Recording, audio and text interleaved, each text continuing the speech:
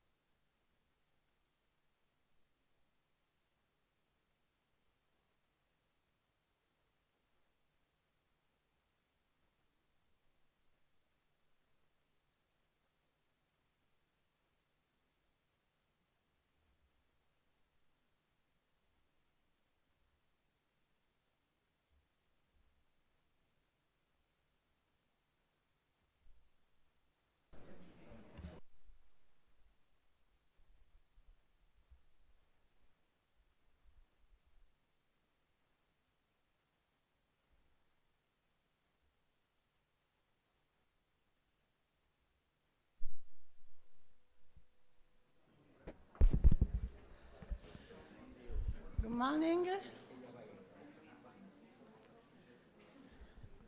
Good morning, everyone. We can start with this conference. Thanks for your attendance in presence and by web, I know. So, first of all, many thanks to the University of Málaga that is giving to the Water JPI community the opportunity to meet for the second time in this beautiful historical city. This is a special event being the final conference of the Joint Programming Initiative dedicated to the water challenges for a changing world. This is the complete name of Water JPI, that's the acronym. The Water JPI worked from 2012 till now to promote, coordinate, and share research to support better water management and improve water quality across Europe and beyond. This is the fourth Water JPI dedicated conference, following those hosted by Rome in 2016, in Helsinki in 2018, and in Moulin and Rio in 2021. The conference represents a review of the progress made and offers opportunities for dialogue, knowledge exchange, and the construction of a shared vision for sustainable water management. Clearly, this last conference has a particular significance, closing the overall path of the initiative. Being here in Malaga, it's a pleasure for me to recall that the proposal of the JPI on water was launched and strongly supported by the Spanish delegation in 2010, mobilizing most European research funding agencies from the outset. Over its 15 years, the initiative has seen the cooperation and collaboration of 28 EU and non-EU countries, with the strong support by the European Commission through Horizon 2020 FEST and then Horizon Europe, and was able to promote research and innovation in water, bringing to fund over 100 projects at international level. This conference offers us not only the opportunity to celebrate the conclusion of the Water JPI initiative, but also the completion of the transition to the partnership Water for All, Water Security for the Planet, in which Water JPI played a key role, especially in its initial phases. While the Water JPI has highlighted the importance of stakeholder engagement in research, Water for All has included them as partners, accelerating the process of transferring results from research to management, which is essential to achieve the 3 goals of the Water Resilience Strategy, recently launched by the European Commission: to restore and protect the water cycle, build a water-smart economy, and secure clean and affordable water sanitation for all. Indeed, despite the efforts already made, the environmental monitoring in Europe still highlights the need for better and more responsible management of water. European water resources are under severe pressure, and the water stress affects a third of Europe's population and land area. So I think it's very important that here, also in this opening session, will be the research represented by the University of Málaga, but also the local authority, because it's very, very important to work together. So I leave the floor to the Vice Director of the University of Málaga. Thank you, Giuseppina.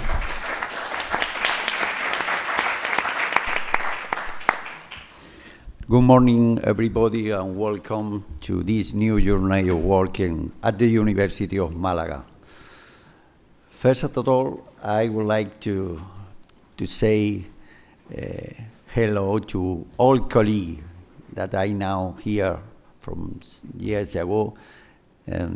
So it's a great pleasure to be here with the family of water. In fact, we are working on water after 35 years ago. So some of you are very well-known experts and specialists of water in different topics. And when few days ago, say my rector, he cannot come here today, for me I was very happy for that. In fact, it's something different that every day I do at the moment as vice rector at the university. So I think really this type of conference are absolutely necessary. It's a moderate size of the number of people is limited. This permits really to work together rather than the big forum, big conference that many people, but it's difficult to work together and focus on the topic that really interests. In our case, the University of Málaga is probably the 25th university in Spain within the ranking of Shanghai, and the third one in Andalusia. It's a medium university, 35,000 students and around 3,000 professors, including permanent and non-permanent professors. So we have more than 200 programs, undergraduate, master, postdoctorate, and even doctorate, of course. So it's a very active university in terms of research. At the moment, during the last call of project at national level, we was the 5th university in terms of budget after this call of project. So it's a moderate or medium universities by budget, by number of professors and students. But the investigation in terms of water is very active. It's very active in terms of ecological or environmental topics, also in terms of water quality, chemical engineering, depurating wastewater, and particularly on groundwater. There is a center of hydrogeology here at the University of Málaga, and we investigate everything concerning the groundwater and connection with the superficial water, of course. And at the moment, yes, we have a project in cooperation with the water company of Málaga. In fact, our cooperation between the council and the university is very close, as you can saw yesterday when you directly go from here to the office of water company. So thank you very much for this support in the last moment, and apologize for any inconvenience in the change. Also, we have other teams working, in this case, in water economy. Professor Alfonso Esposito, the main organizer, local organizer of this conference, is the leader of this team working in water economy at the University of Málaga. So we have different aspects concerning the water, so we are very, very interested on this conference and in Water JPI structure is really interesting for us. So I think it's all that I like to say at the moment. Welcome to the University of Málaga and, of course, the city of Málaga. I hope you enjoy these couple of days working on. Go ahead.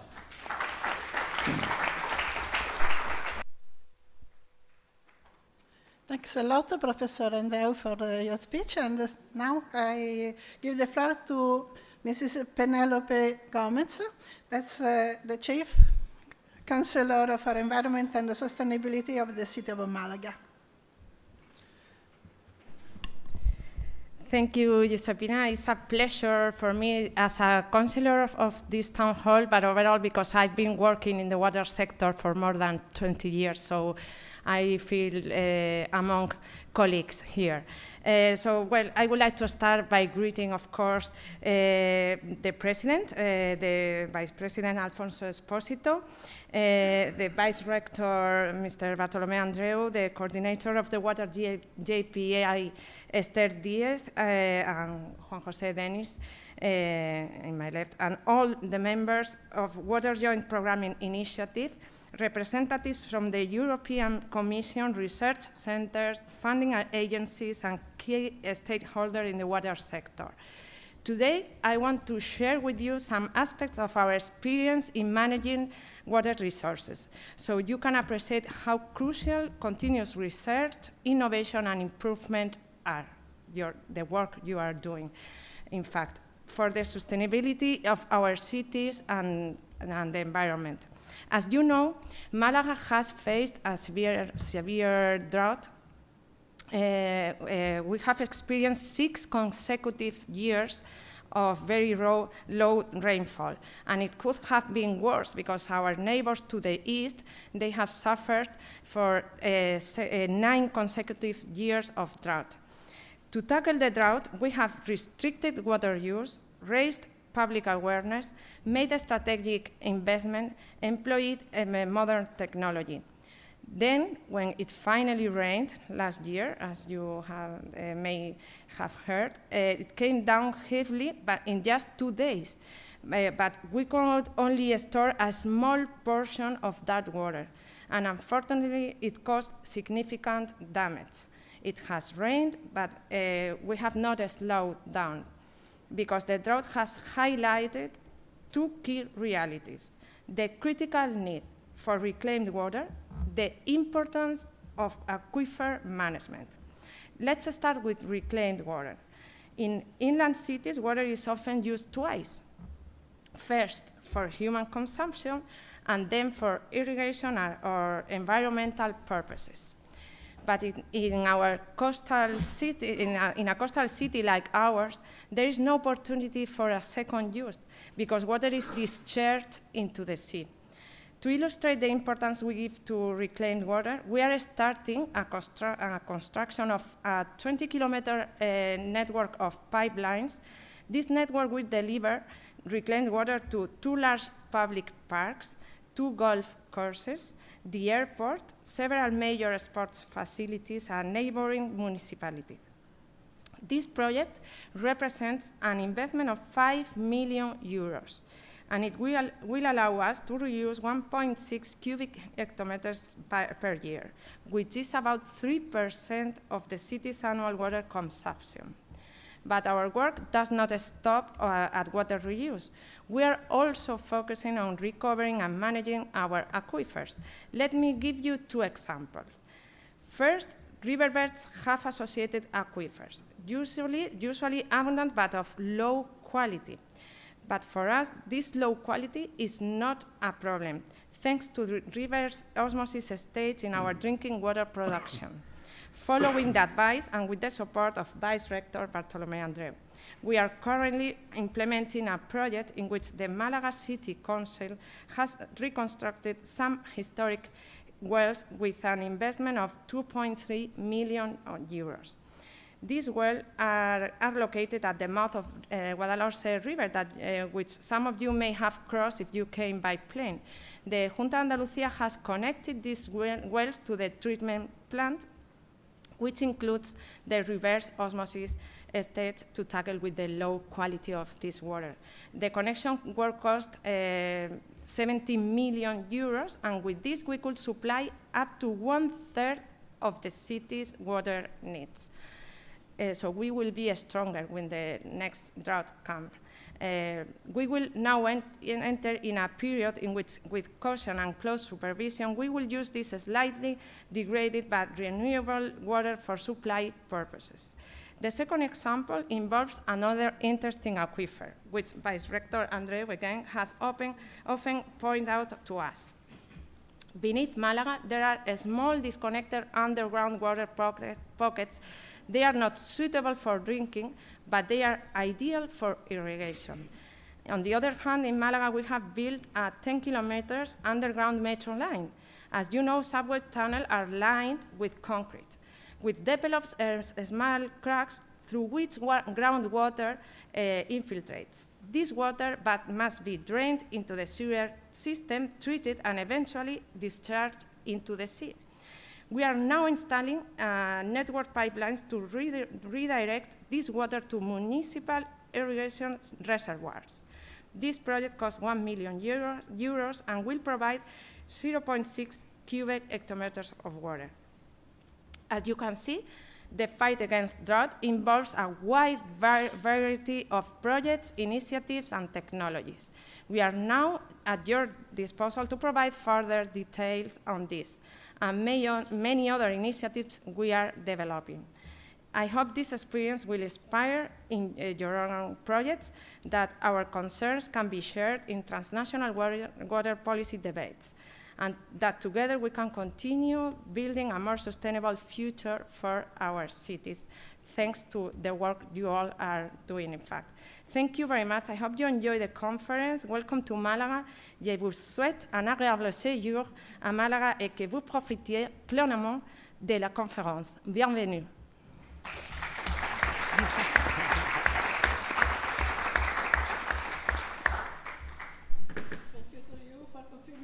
Necessity to work more on research innovation and to give you other support for your activities. And now I give the floor to the Director General for the agency that is managing water in Málaga. Thanks. Dr. Juan, José, Denis, right? Good morning.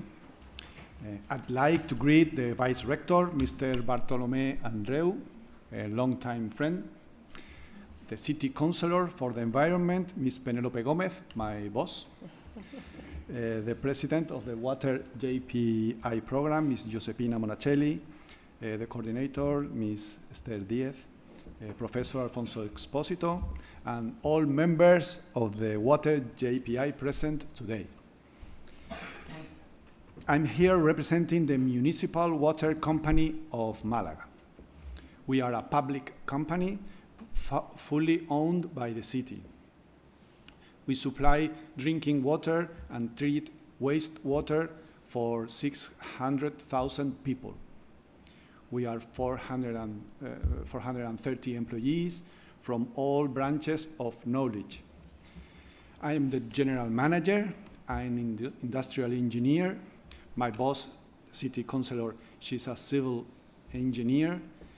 And I can tell you that in Málaga, we are very open to innovation because we have little water, because we have a rich natural environment, you may have seen it, to protect, and because we have many talented people. And I also say that we are very open to innovation because we have little money and we need to think about things. Those of us who manage the urban water cycle are the ones who actually use the innovations that you design or you promote. So today I'd like to do two things to engage in this opportunity. First, share 8 lessons, quick 8 lessons we've learned by implementing technology, and second, make a small request from you. 2 lessons learned in water treatment. Reverse osmosis is not only for seawater, it can also help us make use of lower quality groundwater. In Málaga, we built a reverse osmosis plant because 2 of our inland reservoirs became contaminated by salt, by common salt. But it turned out the plant also helped reduce hardness. So now you can taste the best water in the Mediterranean, the best potable water in the Mediterranean. You just have to cool it a bit in the refrigerator and it tastes fantastic. But also, within the drought, the plant also helped because it's allowing us to use water that otherwise we couldn't. Another lesson. Ozonation of the incoming water has greatly improved the performance of our reverse osmosis system. Another one of our reservoirs has high level of dissolved organic matter. It was very hard to treat. We only could treat a very small fraction of the water. But we are applying ozone, and it helps sedimentation and filtration enormously, and the membranes get much less fouled. So 2 lessons here. Low pressure reverse osmosis works, and it works even better with ozone. Lesson 3, for water networks. When you lower the pressure in city networks, leaks drop dramatically. It's so obvious, it should be a basic principle. Pipes are buried, so they are hard to inspect and they are hard to repair.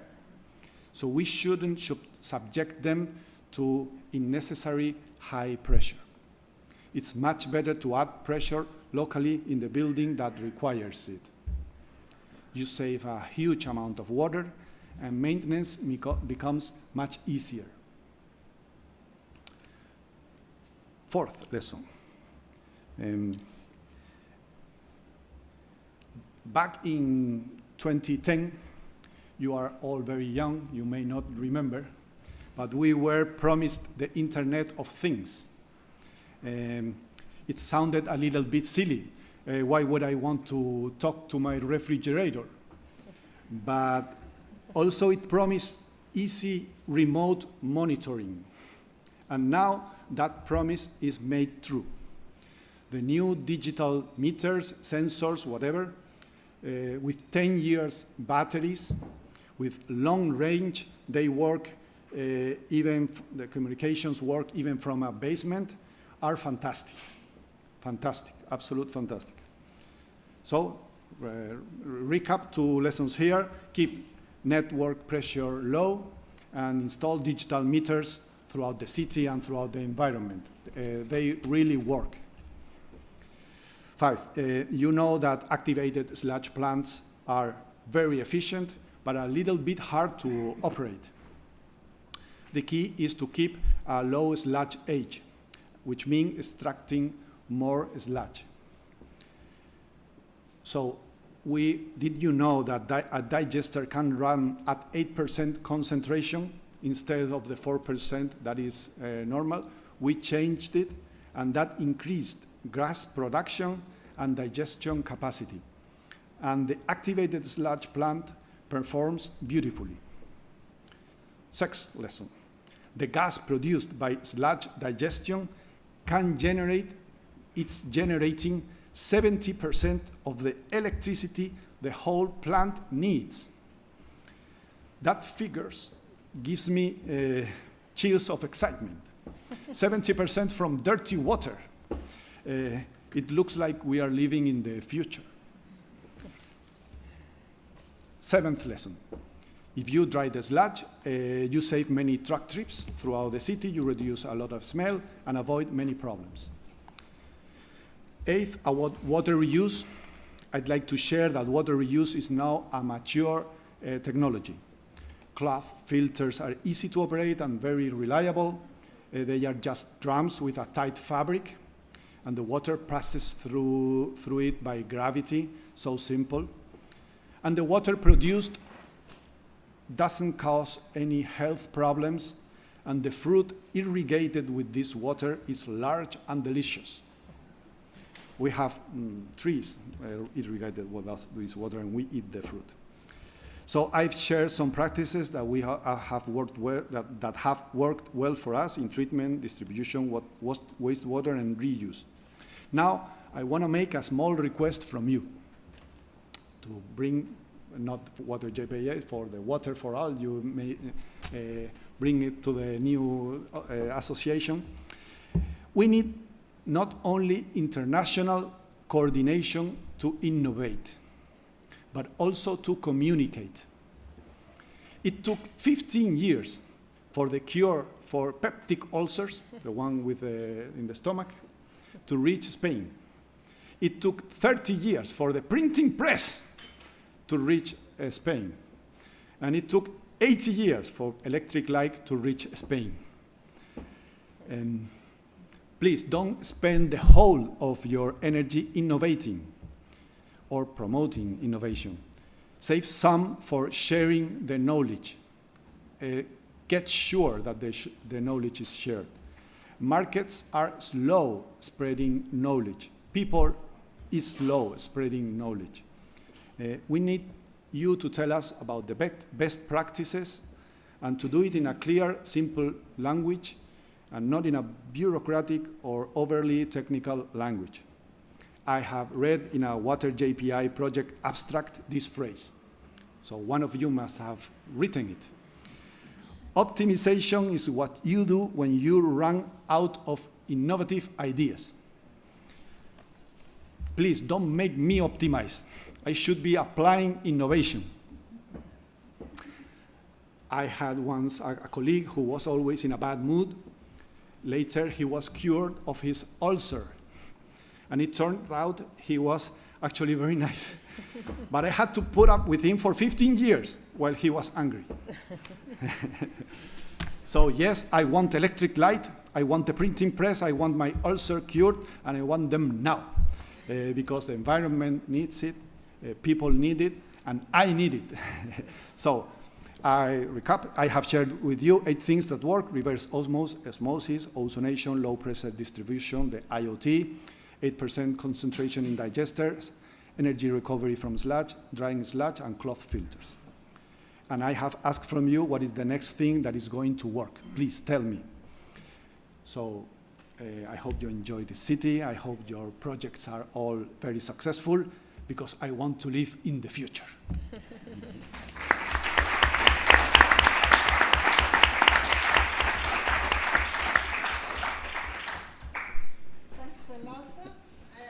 I think that sure your request will be taken on board for Water for All, and a lot of people here is also working on the next research innovation program at EU level. But I have a request to you, the availability of data. As former responsible at the national level for information system, environment information system, is essential for research to have proper data. So we take into consideration the availability of your new system, the informatization of the network, and I think some of the researchers here will take into consideration your availability. Thanks a lot again. We have a video. Esther, you better Siempre más informarillos. No, no caso. Do we step down? Yeah, they want a picture. Okay. We want to offer you a small present. Thank you. Directly from Paris.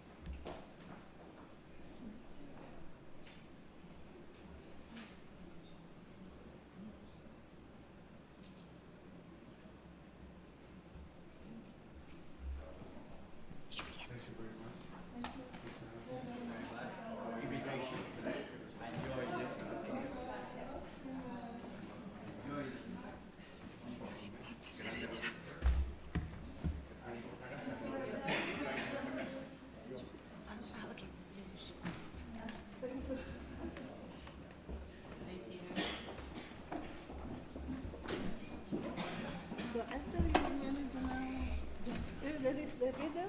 Yes, this is coming just right. Muchas gracias.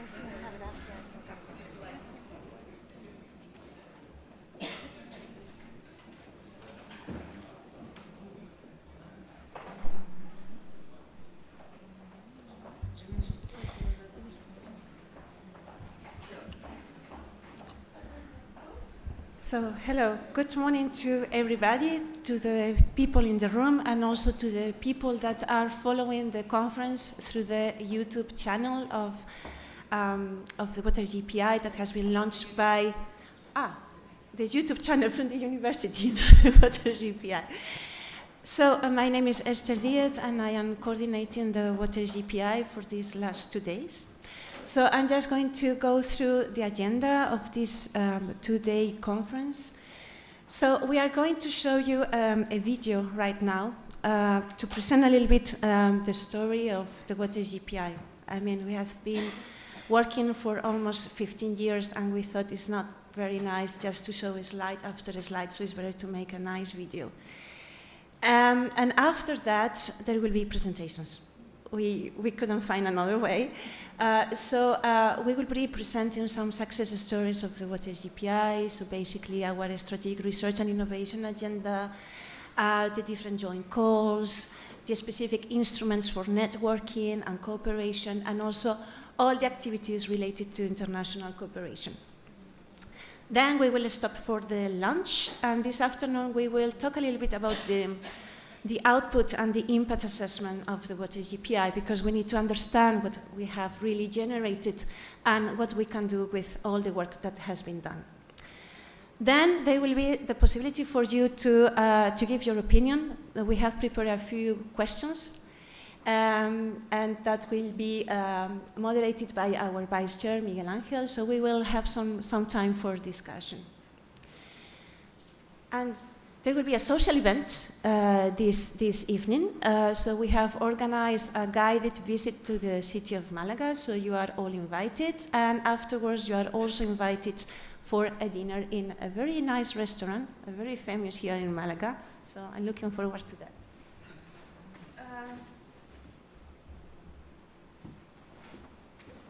Tomorrow, because we are closing the Water JPI and all our activities are taken over by a new program, Water for All, the morning will be fully dedicated to that program. So the coordinator, Benjamin Lopez, is going to present that program for those that do not know much about it, and then we will break out into different groups to talk about some strategic issues for the Water for All. So we will be discussing about demonstration activities, international cooperation, and the science policy interface to make sure, as Juan José mentioned, that all the scientific results are really used by policymakers, water utilities, etc. And then we will do the final closing on the Water JPI. There will be also a pitch, Water JPI's pitch. This is really reserved to the students of the University of Málaga, because all the work that we are doing is very important, but we are getting older, so we have to give room to the young generations. So we really wanted to give a voice to the students. So some of them will be presenting an imaginative project, and we will see if they can get a prize. So you are also invited to that at the end of tomorrow's conference day. So without any further ado, and if the technology allows that, we are going to present the video.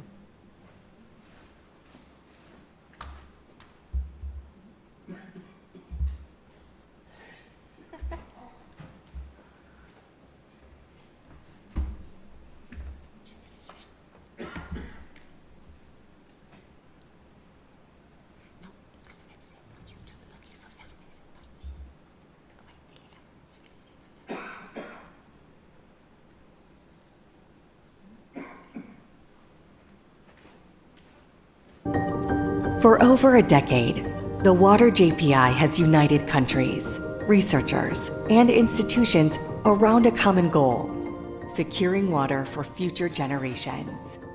In a rapidly changing world, the initiative has promoted collaboration across borders, funding high-impact research and supporting evidence-based policies. From pollution to scarcity, from ecosystems to water governance, Water JPI has addressed today's challenges while preparing for tomorrow's. This video reflects on the journey, the achievements, and the lasting legacy of a partnership built on shared knowledge and a commitment to sustainable water management across Europe and beyond.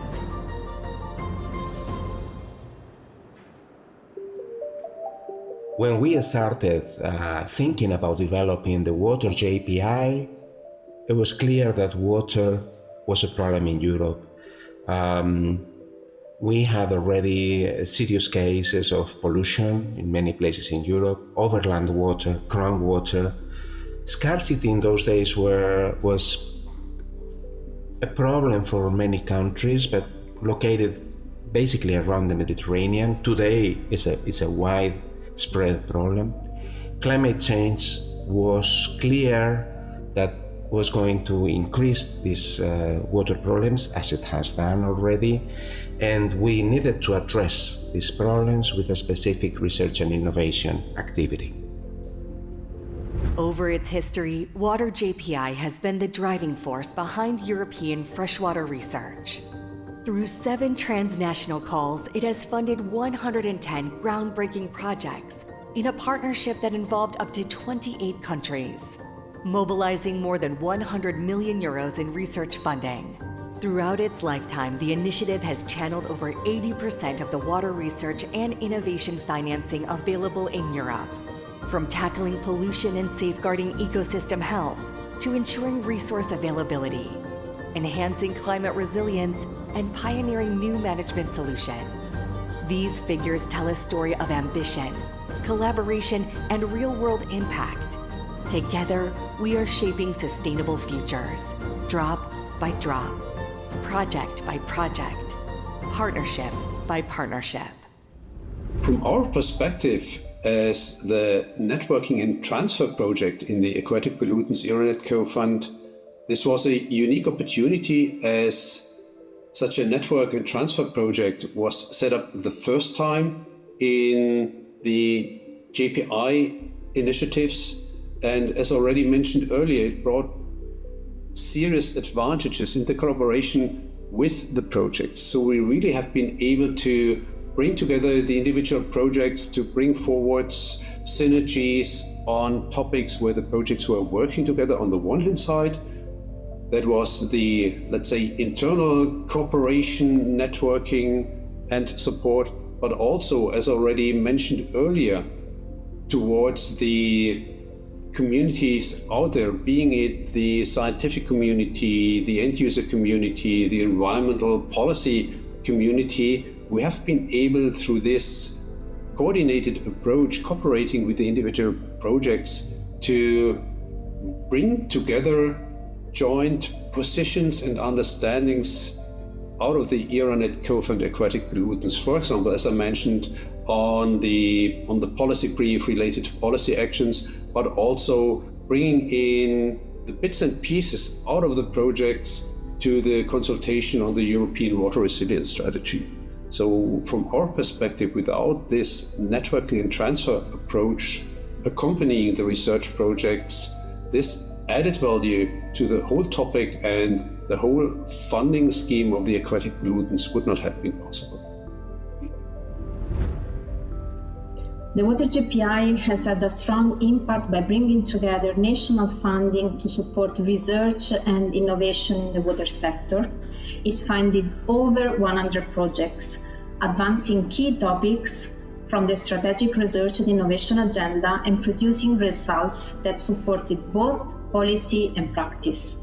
It also set the foundation for the Water for All partnership, which will continue this work with a broader focus on international cooperation, stakeholder engagement, and knowledge and data sharing.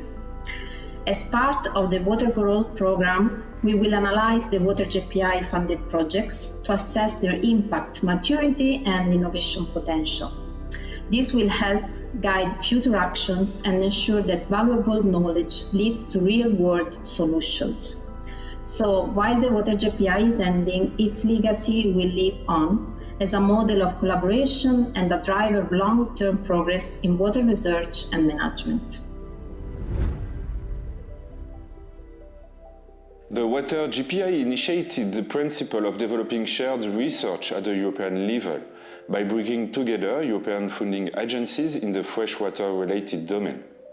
It laid the foundation for the European Partnership Water for All and demonstrated the willingness of European member states to work together. Water for All goes further than the Water JPI in terms of integrating partners. It builds bridges between funding agencies, research organizations, and end users.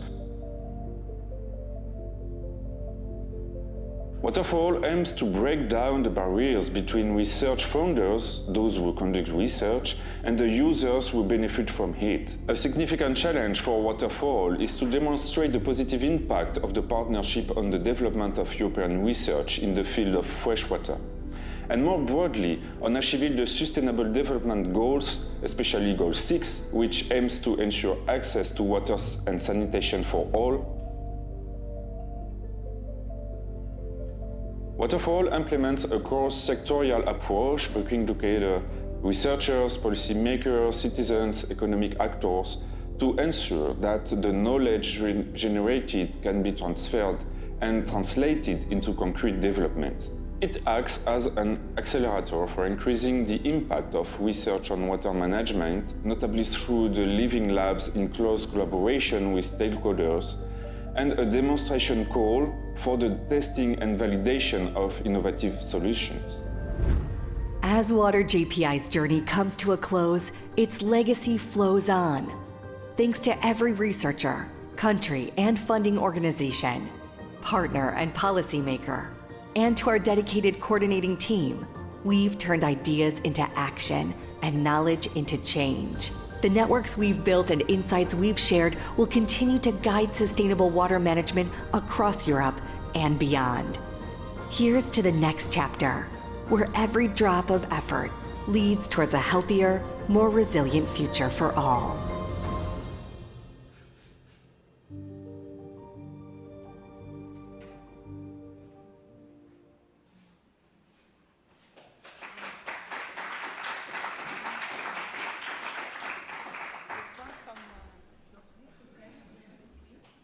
I hope you like it.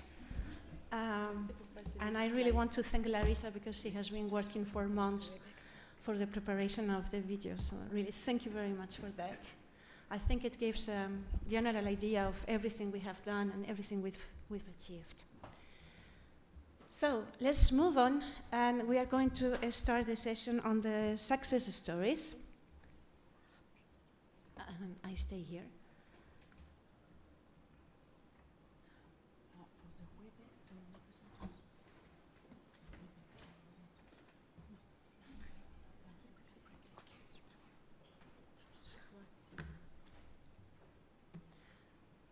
So actually, there are many success stories, but actually, because of the time constraints, we were obliged to select some of them.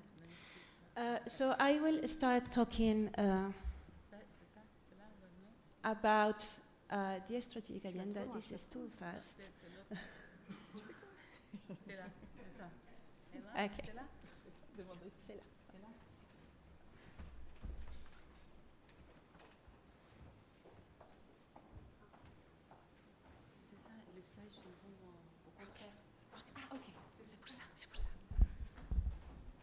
Okay, so I will talk about the strategic research and innovation agenda, the different agendas of the Water JPI. And actually, as you can see there, I have included my affiliation. So now I am basically working for the French agency, ANR, but I wanted to include a reference to IRSTEA, because that's the organization I was working for when I started to collaborate with the Water JPI. So I wanted to pay a kind of tribute to my home organization, IRSTEA, that is now part of INRAE. This is a quite emotional conference, so this is why you will allow me to make some reference to some personal anecdotes. So what is a strategic research and innovation agenda? So you know that nowadays every single program for research and innovation has to have a strategic research and innovation agenda. This is an obligation imposed by the European Commission, but also by the different consortia, because it is a very good way for the different partners to know which direction, which strategic direction they want to follow.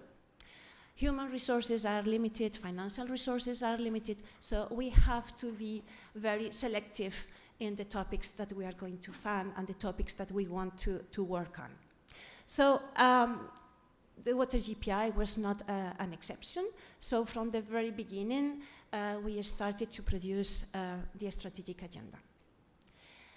The objective, so is really was at that point, and is still the case for the Water for All program, is to guide the different activities.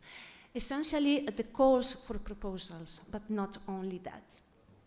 And we always try to do it in a very participatory and inclusive way. We quickly realized that academia, the research community, was kind of dominant in the process of developing the strategic agenda, but still we wanted to be inclusive, and we wanted to bring on board the opinions and the needs of other communities, the policymakers, the water utilities, associations, etc. So we always make an effort to have all those different views and to integrate that in the agenda. So here you have a general overview of the different agendas we have produced in the Water JPI. So using as a basis the vision, the general strategic document of the Water JPI published in 2011, we produced a first strategic agenda in May 2013. We call it Strategic Agenda 0.5. And it was very instrumental for the preparation of the first call of the Water JPI, which was our pilot call on emerging pollutants. 1 year after, we produced a new version that we call 1.0. And it was a more elaborated document where we included more perspectives, not only from the research community, but also from other stakeholders. And where we started to provide a very detailed catalog of research needs and possible research and innovation topics to be addressed in future calls. Again, this version from 2014 was very instrumental in the preparation of the second call of the Water JPI, WaterWorks 2014, on water technology. We continued the process of improving our strategic agenda, and we produced a third version in 2016.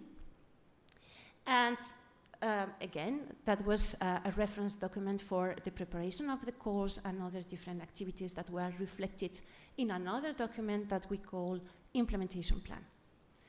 And we completed the process in 2020 with a new strategic agenda 3.0 or 2025, because the idea was to cover the period 2020 till 2025. We didn't know at that time that Water for All was coming up. There were some discussions. Dominique was already working on that, but it was not really sure. So we were very happy with that agenda. We produced also a vision document, and it was, again, very instrumental to structure the activities of the Water JPI for the very end. For all those versions, we put really a lot of energy because we did a literature review. I don't remember exactly, but I think when you look at one of the annexes of the strategic agenda, I think it's in 2.0, the one from 2016, I think we included more than 150 references. So we really did a lot of work to try to understand what was needed. And we took into consideration papers produced by the research community, but also by technology platforms, by the European Environment Agency, by the European Commission, again, with the objective of being participatory and inclusive. Other than that, we did foresight exercise. We carry out some interviews. But I think that there were two crucial elements that were done to really pick up the most important knowledge gaps. And those were the consultations. So we have organized in the Water JPI 3 main stakeholder consultative workshops and 3 main public consultations. The first stakeholder consultative workshop was in France, in Lyon, in April 2013. No, 14 is written there. And we had more than 50 people that came to the workshop, and they gave us their perspective on what is really needed in the water sector and what should be funded and addressed in the Water JPI. We had a second workshop in Orléans, in France, in October 2015, and the last one, we have two workshops in 2019, one in Germany with governing board members and advisory board members, and then an expert workshop later on. So those workshops were very important, and they were always preceded by a public consultation. So we have included there in the slide, you can see some figures. For the first public consultation that was launched in 2014, as you can see, we received more than 600 responses to different questions, so we were very satisfied by the response rate. But it's interesting to mention that almost 60% of those responses came from the research community. I will say a few words about this because, well, the truth is that despite our efforts to be inclusive, participatory, etc., the reality is that the research community is always kind of dominant in the process. For the second online public consultation that was launched in 2015, we received almost 400 responses. And we were very happy because we had them from 25 different countries, including countries that were not partnering officially in the Water JPI. So that showed already the visibility of the Water JPI after only 4 years of existence. And finally, for the third online consultation that was launched at the end of 2018, we received almost 500 responses. So a lot of data to analyze and a lot of input to integrate for the preparation of the different versions of the SRIA. Now I want to say a few words about the structure of the SRIA. So I will start by describing a little bit the main themes of the first 3 versions of the SRIA, so 0.5, 1.0, and 2.0, the ones from 2013 till 2016.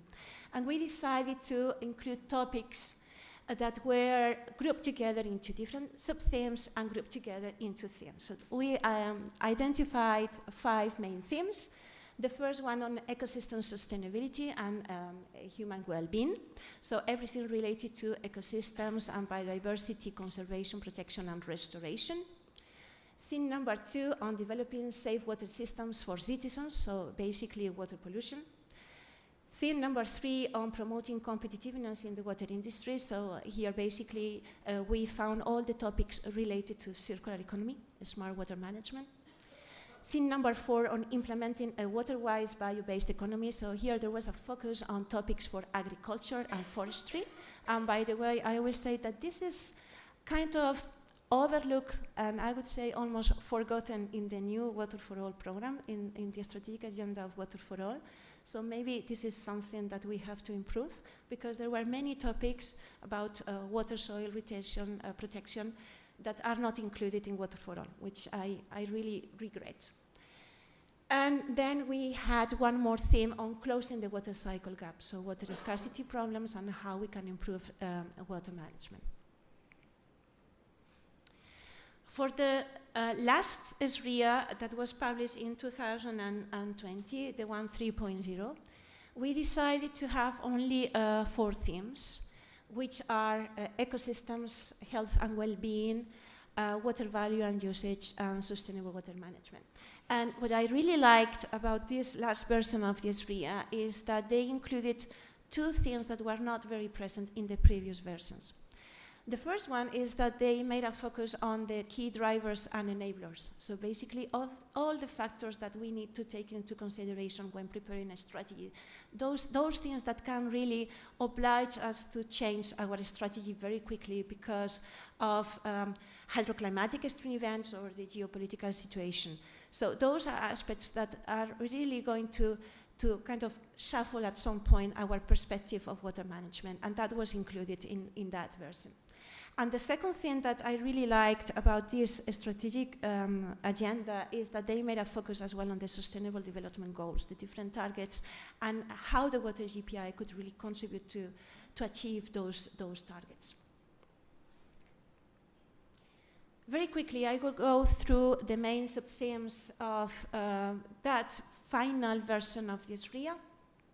So regarding the theme A on ecosystems, we tease out 3 sub-themes, and I can tell you that these titles actually, they are also included in the Water for All program, in the strategic agenda, and it's not a matter of laziness. It's not that we didn't want to work and we just copy-pasted. No, we did it because we realized by looking at the literature that the sub-themes that were identified in the Water JPI were very relevant when we prepare the Water for All's strategic agenda. So we didn't want to start from scratch. We really wanted to build upon all the efforts and all the work from the Water JPI. So in the theme A, we have a sub-theme on developing approaches for assessing and optimizing the structure and function of ecosystem services. one on ecological engineering and eco-hydrology, and one final sub-theme on managing and adapting ecosystem services to the effects of hydroclimatic extreme events.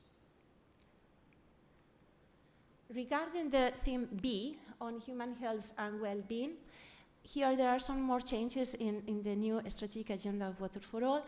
In the Water JPI, we identified 4 sub-themes, one on the emerging pollutants and associated risks, monitoring, remediation, and assessing their effects and behavior on nature and humans. And just for your information, the new call from Water for All is really focusing on this topic. A second sub-theme on the water dimension of antimicrobial resistance with the One Health approach. One sub-theme on understanding and minimizing the risks associated with water infrastructures and climate change effects. And finally, one sub-theme on assessing and evaluating the sustainable interactions between users and their demands to promote a coordinated resource management strategy. I didn't mention that before, but for each one of the themes, we have also listed the expected impacts of carrying out projects on those topics from a social, economic, technological, environmental, and policy point of view. For the theme C on water value and usage, we also identified 3 sub-themes. One on future-proof water technologies, infrastructures, and systems for developing climate change resilience. Another one on water-smart circular economy and societies, and empowering the public, water users, and stakeholders in valuing water. So this is a clear example of how in the Water JPI we have also aimed to carry out and to consider a multidisciplinary approach. So it's not only a matter of natural sciences, but also social sciences. So this is a theme that was dealing with that. And finally, the theme D on sustainable water management, where we identified 3 sub-themes. One on optimizing the nexus approach, the water, energy, food, ecology approach. A second one on adapting water resources management to deal with increased uncertainty. And finally, another one on enabling sustainable management of water resources. So once again, if you have the opportunity to go through the first agenda of the Water for All's program, you will see that we are taking up many of the themes and topics that were proposed in the Water JPI. So this is a clear example of, once again, that we are not really starting from scratch, that Water JPI has really structured the new program. I want to conclude my presentation by giving you some final thoughts. So this is my personal understanding of the whole exercise after several years working in developing a strategic agenda. So obviously these are not universal truths, you might agree or not, but I wanted to show you my feeling about this process. I think we have succeeded in the Water JPI to produce a comprehensive list of water-related knowledge gaps. We have not been able to address all of them in the Water JPI because the resources are limited. Certainly, we will not be able to address all of them in Water for All for the same problem. But I really hope that we will be listened and that the Commission and all the national funding agencies will consider the work that we have done to structure, to frame the national and the European programs. A second thought is that the SRIA 2025, the 3.01, offers a very good list of priorities. And this is probably the main advantage of the SRIA, that version, in comparison to the other ones. Because the other ones were just a catalogue of topics. And in the final one, through the expert seminar, we succeeded to have a list of priorities. So again, I really hope that those priorities will be considered and will be useful to structure future programs, including Water for All. I also think that all the work from the Water JPI is a clear example, a very good example of a consensus-based strategies for research and innovation. Let's not forget that at some point we were 25 members, 27, from the north, from the south, from the east, from the west, And it's challenging to have an agreement, to reach an agreement with all those funding agencies, with all those stakeholders. And the SRIA reflects those efforts and the capacity of all those members to agree on what to fund and how to survive in this very challenging and diverse ecosystem. So I think that we can congratulate ourselves for that. Related to what I mentioned before, I think that the Water JPI is the perfect basis for Water for All and all future programs. I really hope so. And the SRIA was a very good document for the preparation of the calls for proposals, but not only. And I think this is a takeaway message. The SRIA is there to structure the calls for proposals, but not only that. And now some themes, some ideas on what probably, in my opinion, didn't work that well, or maybe some points that need some reflection in Water for All or in other programs. I remember that when we produced the first SRIA with Enrique, the 0.5, we had a focus on some regional knowledge gaps, some regional perspectives. So we had a chapter on what was really needed, I think, the Black Sea, the Mediterranean area, because, by the way, PRIMA didn't exist at that time, and also in the Danube area. We lost that in the process, and in Water for All as well. So my question to the audience, maybe if we have some time to discuss, is how can we bring on board those regional specificities? Because the fact that we include some specificities from the Danube doesn't mean that the UK is not going to fund that. Maybe there is some market opportunities or some knowledge transfer opportunities for the UK in the Danube area. So why are we limiting ourselves to topics that have a kind of European dimension? Just a thought. A second thing is that, if I am not mistaken, the Water JPI does not include any KPIs in the strategic agenda, as they are doing in PRIMA, as they did in PRIMA. I think it's a pity. And the good news is that in Water for All, we will try to do that. In my opinion, we need to have some KPIs, not too many, but some of them, so that we can monitor how well we are performing and how the SRIA is being implemented at the local, the regional, and the national level. Another thought. I have mentioned several times in my presentation that we had followed a participatory and inclusive approach. But the truth is, as I mentioned also, that the research community was very dominant. It was very difficult to have the perspectives from the policymakers, from the water utilities. And let's not talk about the private sector. I wonder why and what we could do. I mean, I think, for instance, in France, if we have Veolia participating in the process, are they really going to contribute to the process, or are they going to become too dominant? Because probably they will push forward topics at high TRL. And if this is the case, how can we make sure that we will continue funding fundamental and applied research? I don't know. I put it as a statement, but maybe it's more a question for the audience. Are we interested in bringing the private sector to these kind of activities? And if yes, how? Another thing is that in the SRIA, we have all the different topics, but we do not have any indication whatsoever on the technology readiness level.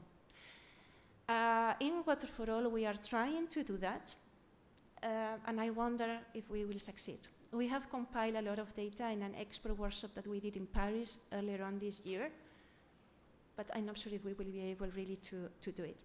So this is another thought.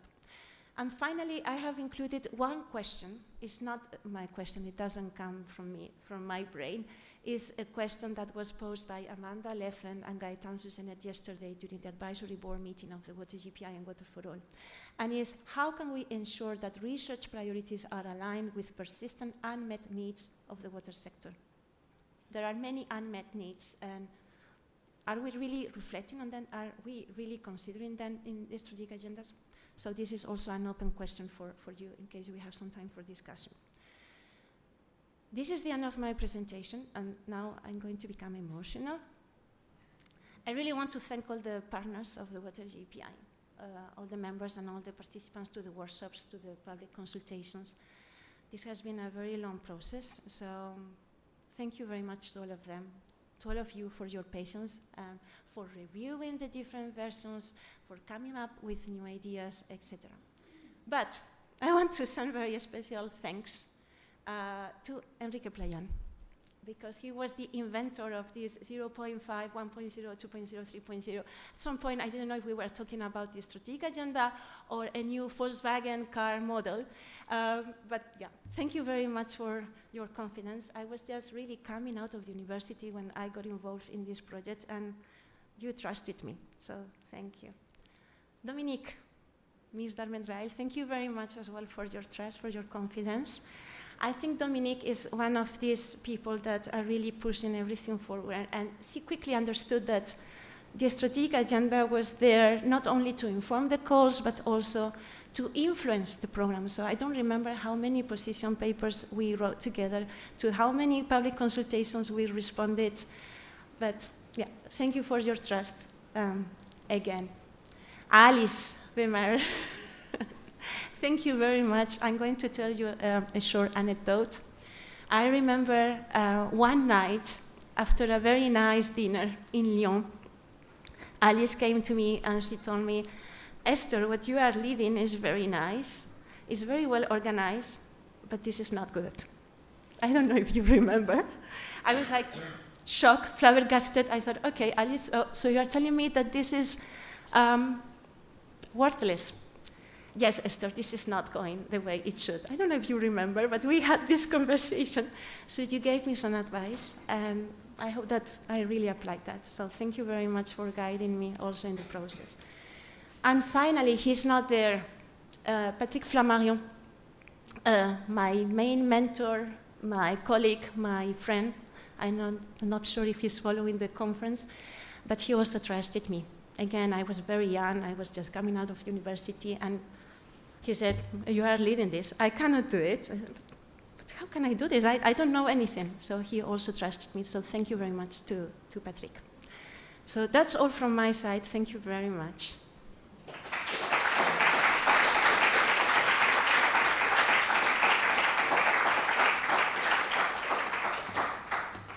Dominique.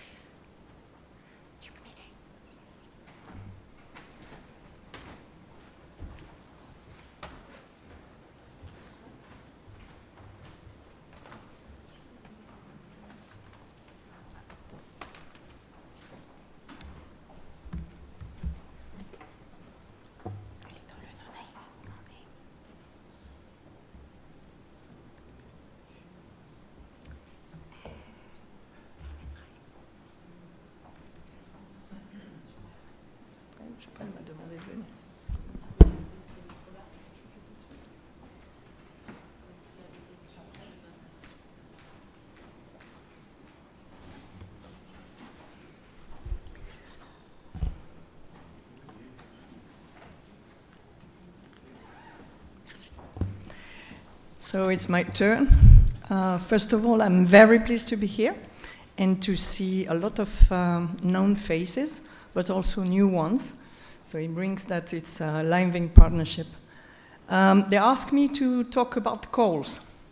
I've never been involved in the calls in the Water JPI as I was the coordinator, the second one after Enrique and then before Veronique.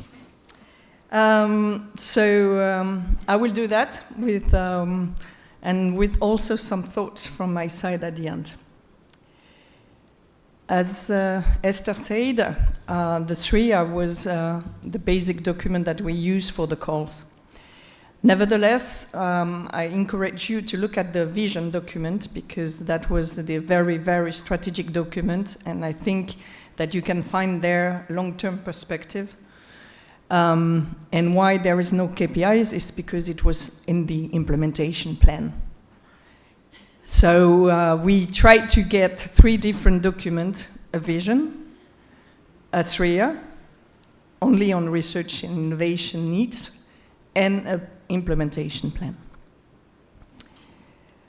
And Esther already said, when you want to implement the implementation of the SRIA, we use different instruments, and the calls were some of them, not all of them. So for example, on the first line, for example, you have the contaminants, so pollutions.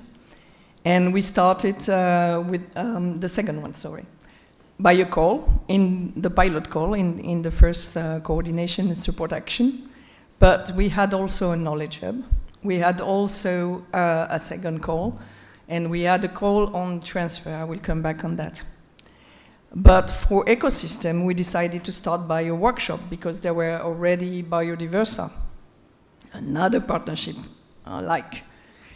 And we worked with Biodiversa on a workshop before being able to set a call, which will complement what was doing Biodiversa and what was really needed. So different instruments, and they will be presenting after me. The calls. So there were 7 different calls from the first CSA. So emerging pollutants, the second one on technological solutions, the third on water, agriculture, forestry, and aquaculture. The fourth, I will come back on that one also, on what could be done for the UN SDGs. The fifth on closing the water cycle gap is where we are discussing water management, for example. Then the second call on aquatic pollutants, branching with the first one, considering that we had many issues about this to tackle. And then we had the last one on biodiversity and restoration of ecosystem. But there were also 2 TAP, Thematic Action Plan, or program, where a network of experts, researchers brought by the different countries were already discussing and bringing their own vision also in the discussion of the topics of the call. As it was said, 110 projects funded along the Water JPI Life, and 106 million euros spent on those projects. What is a plus for me is, as you know, it's for all the JPIs, the countries could select the activities and the calls in which they wanted to contribute. So this is a decision of the countries to join or not. It eased the process for some countries. If you want to have them on board, it's easier to have them on one call and then see if they want to come back and so on. So you see by the colors the numbers of calls in which the countries have participated. Some countries went just for one call.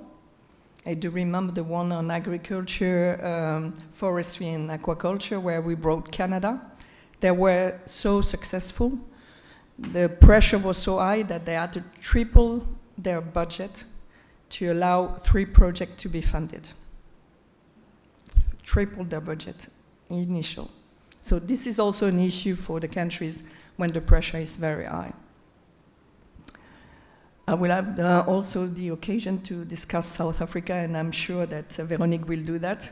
But South Africa joined, and they needed 4 calls to bring a coordinator, and he's in the room. So, as I said, it was a plus for me, to be sure that they will come or not, so they can select. And unfortunately, UK never funded anything within the calls of the Water JPI. Sorry, they will, even for Danube, they will not go. They decided not to put any activities, but they joined the TAP. They joined other activities because they could bring some experts. They could not put cash money in the calls. What is also interesting is that all those calls have been done within the partnership, for most of them, but also in cooperation with others. And 3 of these calls have been more or less done with other partners. For the UN joint calls, we had discussion with the UN agencies, in particular UNESCO, to see how we could better tackle the objectives and the of the UN SDGs in terms of how research and innovation can contribute to that. And the two last, there is one missing. The one on water and agriculture, forestry and aquaculture was done with FACE. There was a dedicated also JPI leading to food security. So it was done in 2015. And the two last one, the one on aquatic pollutants and pathogens were done with the JPI Ocean, tried to have a continuum between the freshwaters and the marine environment, but also with AMR, antimicrobial resistance, because they had some interest also on the pollutants we can found and their generation of antimicrobial resistance. And the last one with biodiversity. So, which means that we brought some countries, we were not attending, the JPIs, but they came because they arrived with the others. And that was also interesting in terms of discussion between the experts to see how they could bring their own visions in the call content. Just an illustration of the pressure, because I will mention that later on. For the call in within the water works of 2015, the one on agriculture, food and aquaculture, we received 194 proposals. You can imagine, you see the distribution on the table with the different countries. We had 22 countries contributing to the call, including Canada, Taiwan, and South Africa. And we could fund only 21 proposals at the end, using our virtual common pot for all those calls. And with the distribution, you see, as I mentioned, for Canada, a big success, because they had 3 proposals. They were expecting 1, but in fact, their advisory board at the national level decided to apply, and he had a very nice proposal, and 2 others were also very good, so they had to follow, and they did. But they were a little bit surprised by the process, and it has been difficult later on to attract them again on the JPI level, because it was too demanding in terms of managing the budget. But you see the pressure by country and the numbers of proposals you can see on that. And now I selected 2 projects. So one, if you have any question, Greg Sheridan is in the room over there. So why? That was one of, this is the first project coordinated by South Africa. That was the 4th call of South Africa. And it was really interesting as in terms of how you co-construct and co-design and co-study sanitation, treatment, and drinking water system and sanitation into what they call urban informal settlement. And it was done, and that was also my pleasure when we were discussing a lot with all the ladies involved in those settlements. And that was really interesting. They had very good results at the end of the project. I just heard that there was some limitation later on, but that's a pity. But nevertheless, it was really successful, bringing some technologies on the ground, set and co-designed by the locals, in which brought them on board and happy to contribute and so on. With the low investment, which was also something really critical when you know the situation of South Africa in terms of drinking water supply and sanitation at that time. And that was really important, I think, and it was funded under the call on UN SDGs, which was also how to bring that. We can bring some concrete solution to the ground with our calls. The second one is because I'm a quality researcher. First of all, once in Dublin with Alice, we found a quote from Benjamin Franklin. You can see that, and that was again and again and again. We didn't invent anything. 200 years ago, they had also the same problems. And we had the occasion to work with some people in Ireland to try to see how we can transfer some of the messages that we wanted to have from the first call and the networks we bring. And we say drawings could be an easy way also to bring that on board. And what was said by Juan José is that he asked for sharing knowledge more rapidly than we did in the past. That was done also to see how we can bring policy brief on board more rapidly than we did. So we had a network, a knowledge hub, and I'm guessing Kristina and Osman will present it. But that was one type of outputs we had within this knowledge hub. And that's why we selected the second one, Transnet, but you heard about it in the video. That was a call which has been quite difficult to handle because most of the funding agency cannot fund this type of transfer of knowledge to broader communities. This is not part of what they are allowed to fund within their country. That was the case in particular for France. There's been a big mess within INER at that time. But what was nice is, again, within the same call than a normal research funding call, where 18 projects were funded, an additional call was done to bring a consortium to try to support the different coordinators and partners of the funded call to smooth and to increase their outputs in terms of going to the right end users, either policymakers or water users. And they have developed their own way to do that. So that was the first part. Still a research part is what are the best strategy to do that, what are the methods to do that, and then secondly, how to implement and valorize all the results of the 18 projects funded in the normal call. And you see the type of result is that if you want to go back to the project, and the coordinator is also here. Thomas, where are you? At the back. So they had different ways of, transferring this information.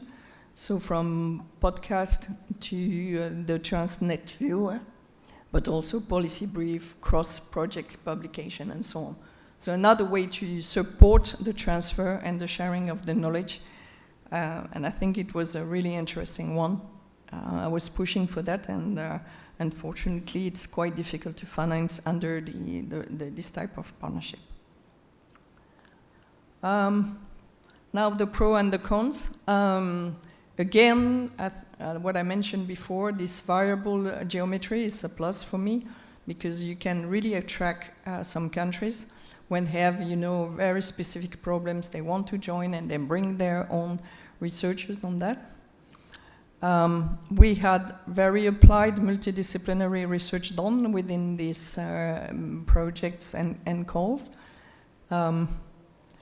One of the important things I think is that anytime we put the emphasis on common problems, when you look at the discussion within the SRIA, for example, we could see that all the countries have the same problems, but they might have different priorities because of the intensity in their country. So having common problems, the climate adaptation, 80% of the climate adaptation measures are water related, that also bring, a lot of people around the table. One of the big outputs for me was also how we brought and we increased the capacity of the funders in terms of managing calls under this virtual common pot. That was not obvious, and we had the chance that the different call secretariat, accepted to support the next one and so on. So we had different countries joining and sharing this knowledge, and I think this is also a very good thing. For international cooperation, I think it was due to this variable geometry and the fact that we were addressing a lot of topics, it was quite easy to approach some countries. I would say, quite easy. We never succeed to have on board China. Difficult to, they would like to have one voice and all the other partners one voice. That was after 3 years of discussion. US, for not saying, we had the chance to have US on board during the first mandate of Trump. Was a little bit difficult to discuss also with them. And we had also the chance to discuss with some regions. And I think it was more complicated because now they need also to have different funding system, and it was a little bit difficult to include them in the course process. And then we could complement with TAP, with the knowledge hubs and so on. On the con, I will say, and that's my personal view, I must say. I'm retired, so I can say whatever I want. It's the level of involvement and engagement, and I put the two words on purpose, in the implementation of the actions. All the members were okay, they all agree on the priorities, but when it was at the mean of having a call, having a tap or whatever, then we could see the real engagement in the activities. I mentioned UK, for example.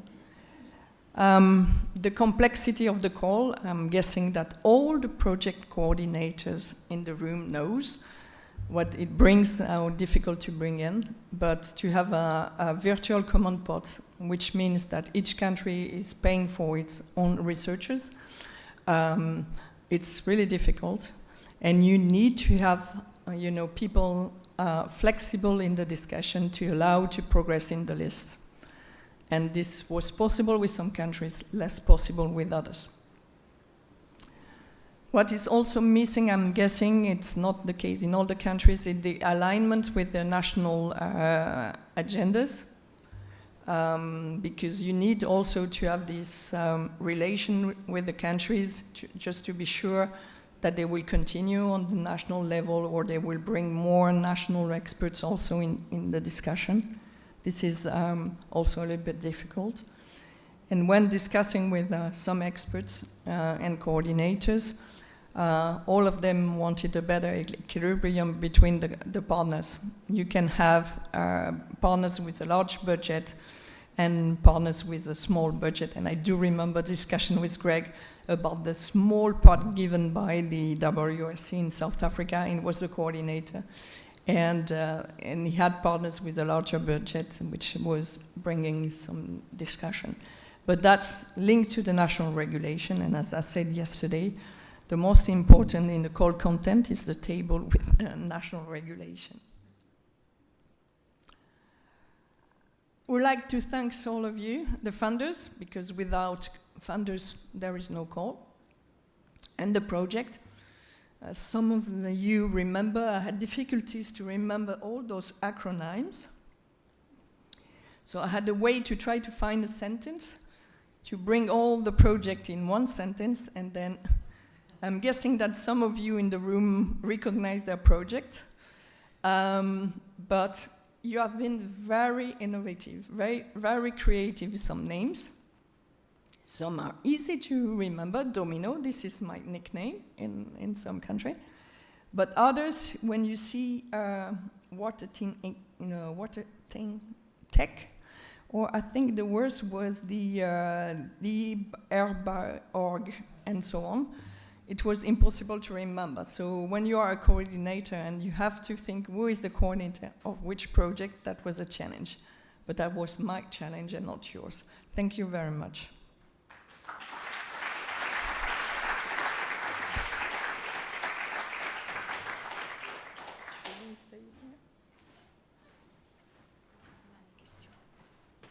Thank you very much, Dominique. So I think before we break for the coffee, maybe we take a few minutes just to take 2-3 questions or comments.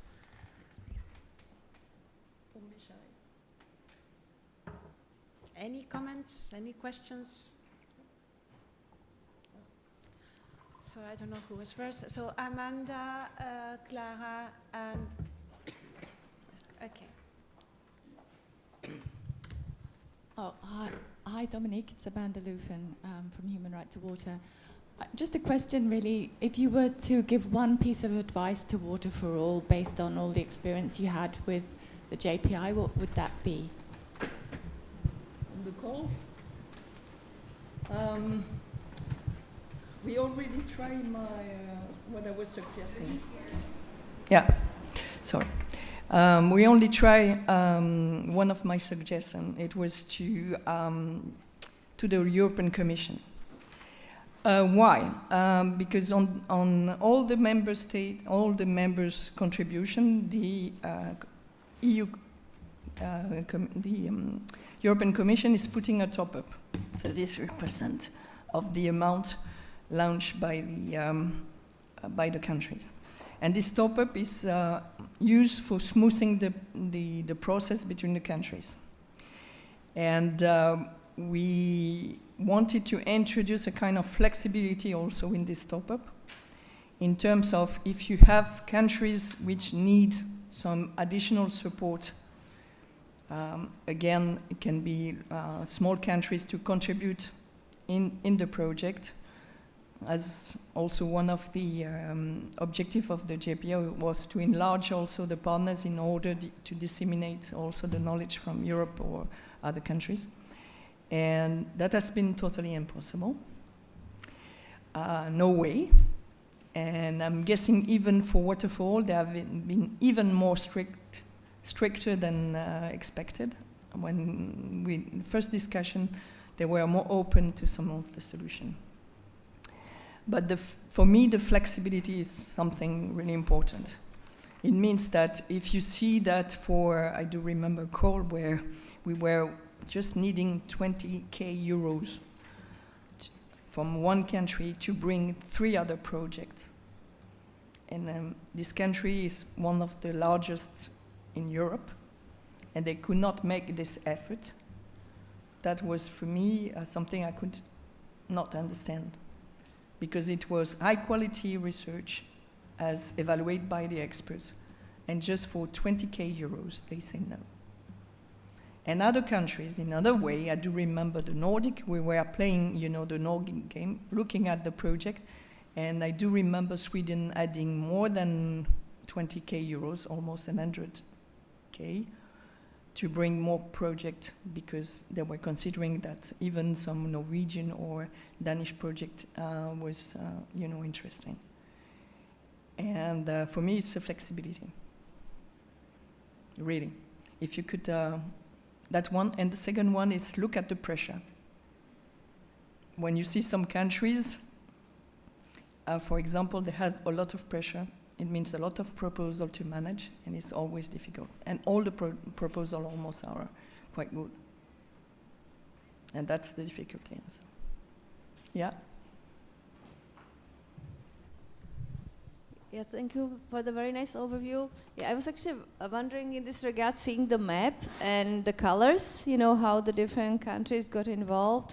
So the colors are driven by, namely, the funding from that country, right? Or is it also that maybe some countries, maybe there was the funding, but there were no applications from the country? Or, your colored map is in how many participated, so that means that the country decided to put anything forward there, right? Even if the people would not apply, but there was funding there. So why there's so much difference is really on local levels, right? That there's some countries just do not come forward and do not offer actually the support. Yeah, that's the decision. That's the decision of the countries. For example, I will take an example. When I arrived at the JPI, France was not part of the call on technologies, which was really incredible for me, knowing that 2 of the main companies in the world, for not naming them, Veolia and Suez, are French. We could not understand why France was not there. But that was a decision we had to implement. But if you look that you have a lot of countries, we decided to apply to more than one call. I just mentioned, for example, Canada, but that was a reason for the way that they had no clue of how to manage such a call. That was the first JPI call. and they discover everything. Others are limited resources, and they want to concentrate on one call, and they will not go for another one. And some apply to 6 out of the 7, which is not that bad. We could mobilize between 10 million euro up to 22 or 23 million euro for calls, per call.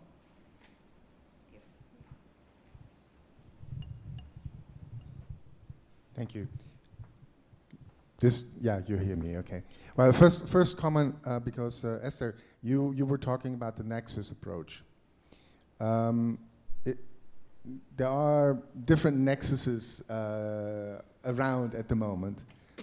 One particular one, given that we had this last call with Biodiv Restore, where biodiversity plays a big role.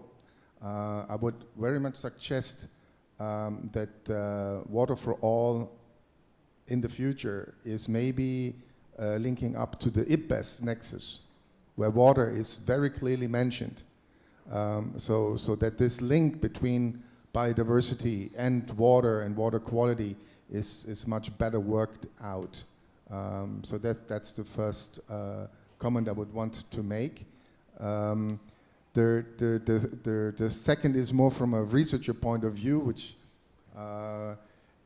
is always a little tricky with these calls. If it's Belmont, if it's biodiversity, Biodiversa, if it's Water JPI. As a researcher, we always want that it goes through. So we also try, and we are not very good in this, but we also try to see, okay, where do we have enough funding available so that the partners which we are choosing are the ones which have the highest probability to go through.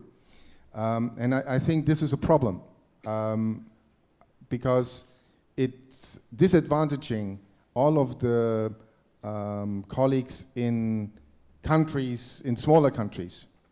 And this would be great to think of and to see how we can get around this from a legal point of view, because I know it's complicated. And the third point is also, by now we have a long history of calls from different multinational processes, let's say. And we know as a researcher now that in some countries administratively it's not a problem, while in others it is. In some cases we have delays of 6, 7, 8 months before budgets are put in place and so on.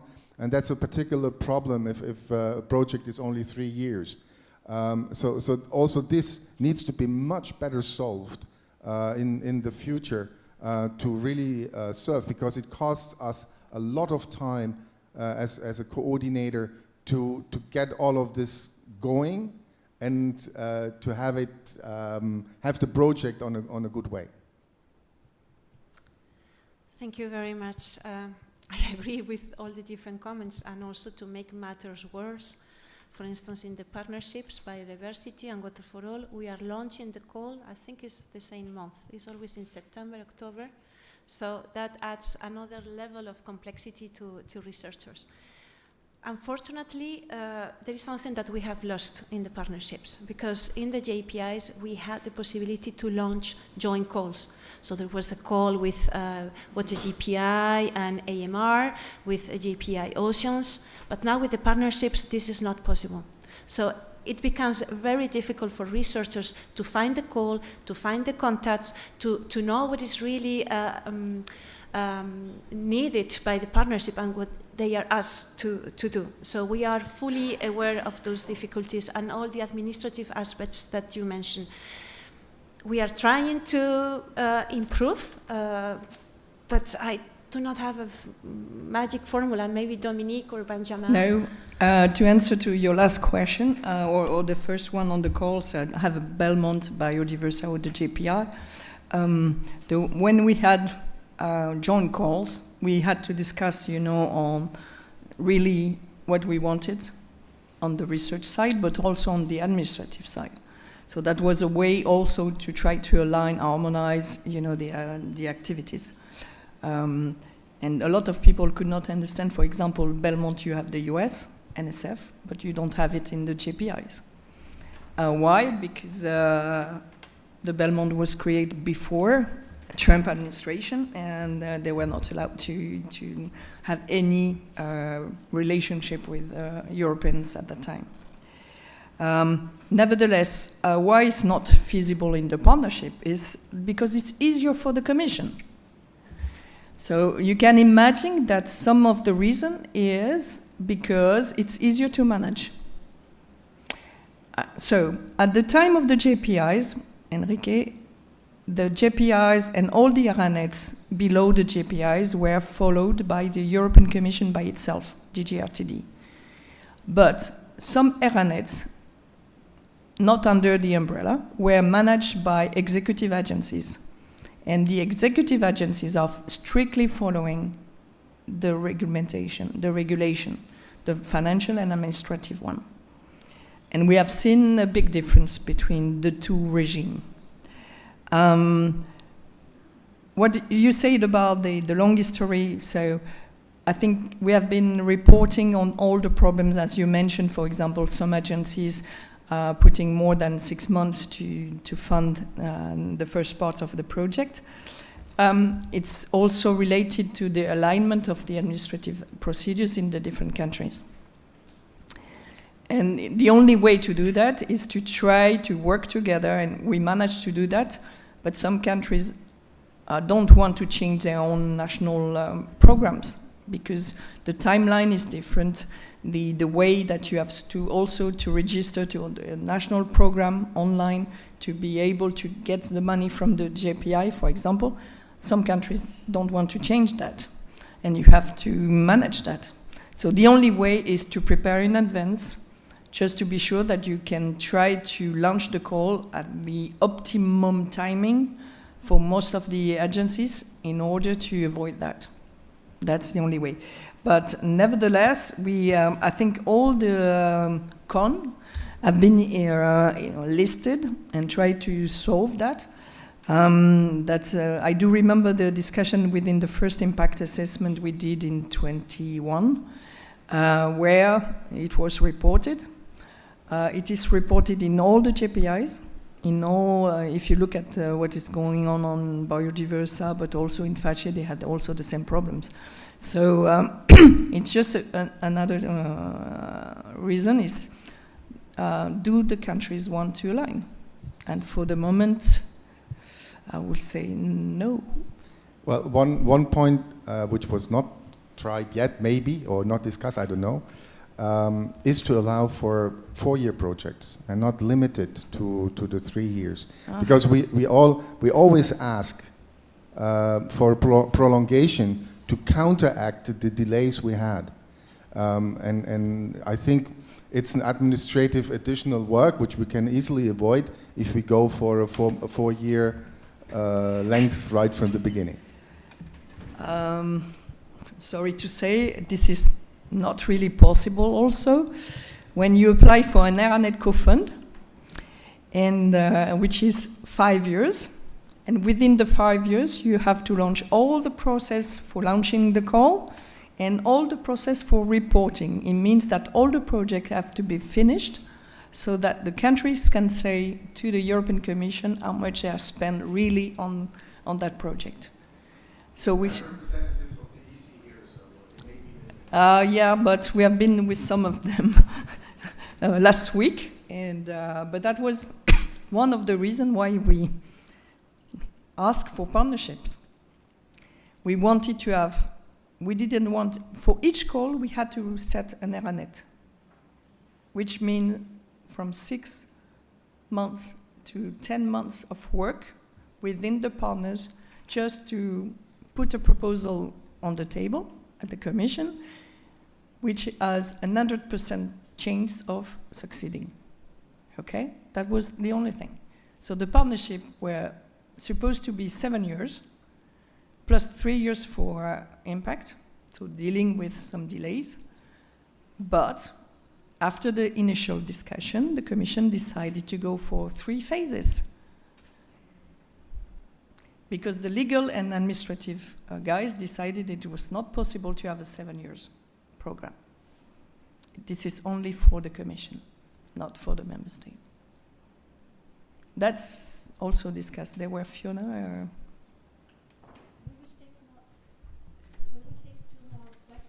Fiona and Veronique, and maybe we will continue the discussion after the other presentations. Veronique and Fiona. Yeah, thank you very much for your question, actually, because so I'm Veronique. I coordinated the Water JPI for 2 years, but in fact I was involved in ERANETS for 7 years prior to that. So I think there is a huge thing that you said, Dominique, first, is that now the Commission wants to have the nice part, and the Member State, and it's not easy for the Member States.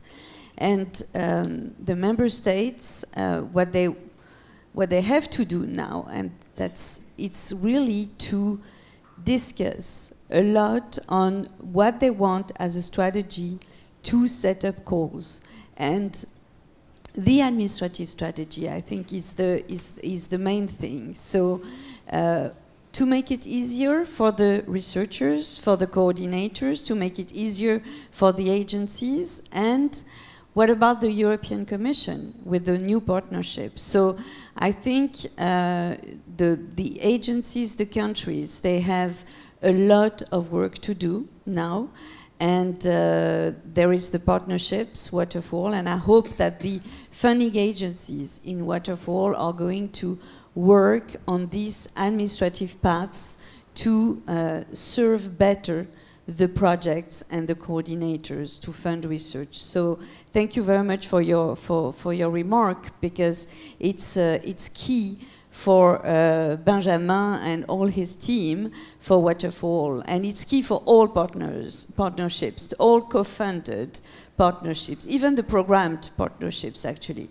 So it is key, because we are here to fund excellent research, impact research, and we are here to give access to market. And so it's really, really, really important that the funding agencies of the Member States and beyond, they work together and they think about new ways.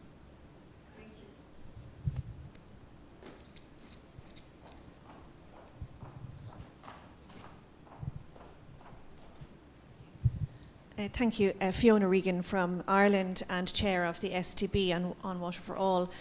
I just have a comment more than a question. I'd like to congratulate you on the JPI and what you have achieved and the transfer to Water for All. I think it's important to recognise that fresh water has been relatively ignored in terms of funding opportunities in the past, and Water for All and JPI have offered a really important opportunity for researchers to do basic and applied research in this area with the potential of working with stakeholders. So I congratulate you on that.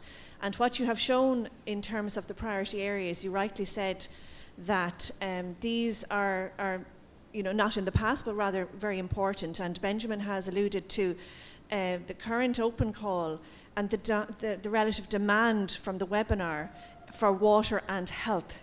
And I think we can lead in this space and really push research in this space. I think we have a huge opportunity. So congratulations to you, Esther, to Dominique and others, and to Benjamin on the efforts in going forward. And I think what's really important, perhaps, is to look at how we translate the research, the fantastic research outputs from many of the projects to impact. And so therefore we need to look at how do we use some of the funds to support the demonstration of the research. But congratulations and well done, and you should really be proud of the achievements.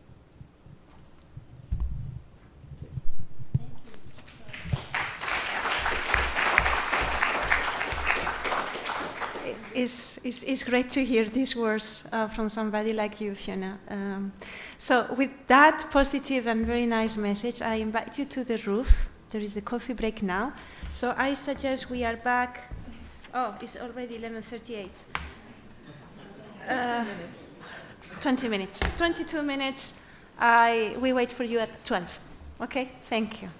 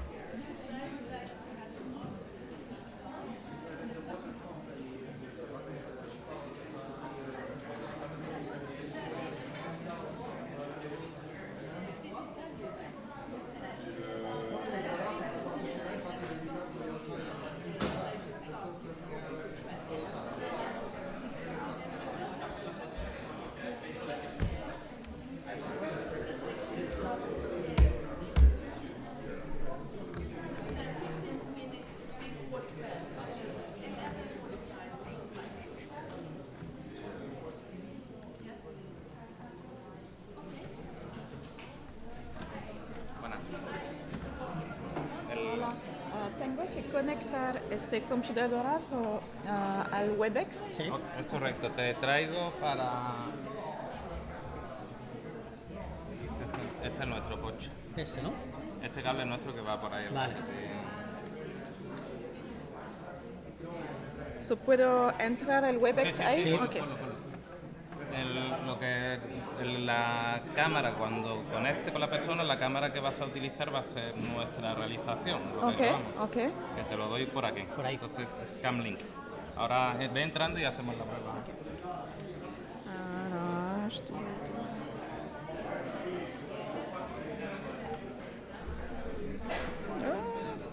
Encendido está el Camlink. Y le tiene que salir ahora.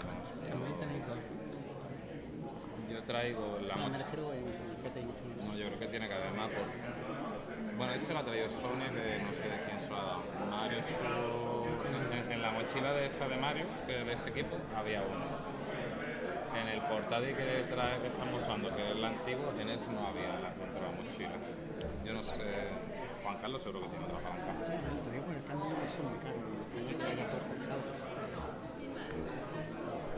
Yo creo que te la de la...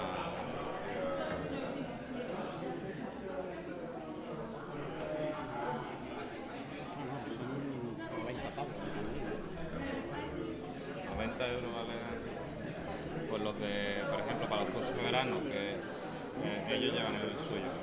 Nosotros siempre llevamos uno, por si acaso, pero... Eso lo organiza la universidad también, ¿no? La fundación. ¿Dónde está la...? Para hacer arroba, creo que es este. Estoy perdida con la... Sí. Estoy claro. No, agent.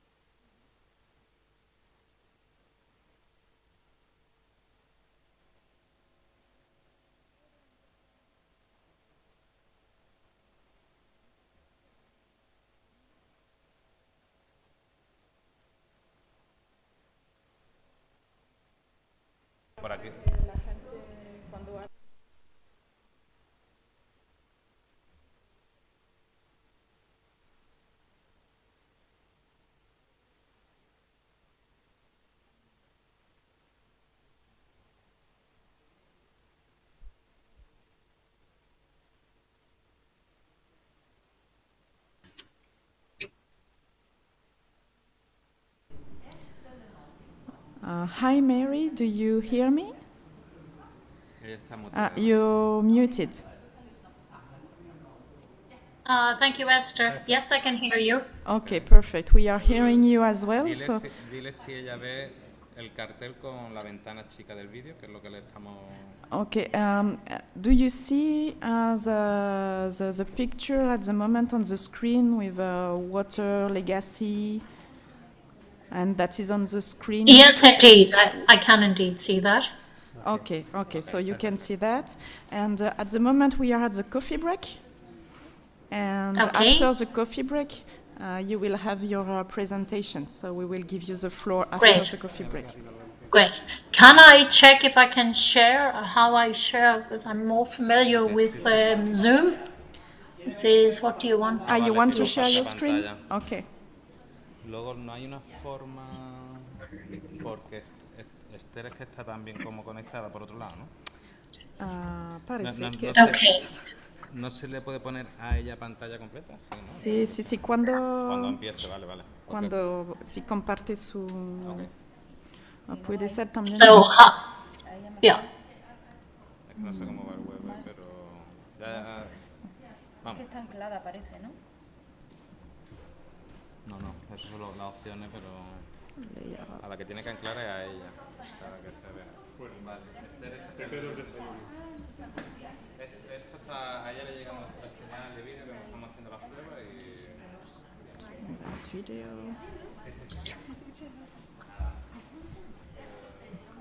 Do you manage to find the button to share your screen? I see a button down there, but I haven't managed yet to see. Okay, let me check in Windows. I think, can you tell me? I think it's coming through. Yeah. Can you see it? So we can see your slides. It's not yet in full mode screen, but we can see your slides. And so, can you? Okay, actually, it has disappeared. Can I put it in full?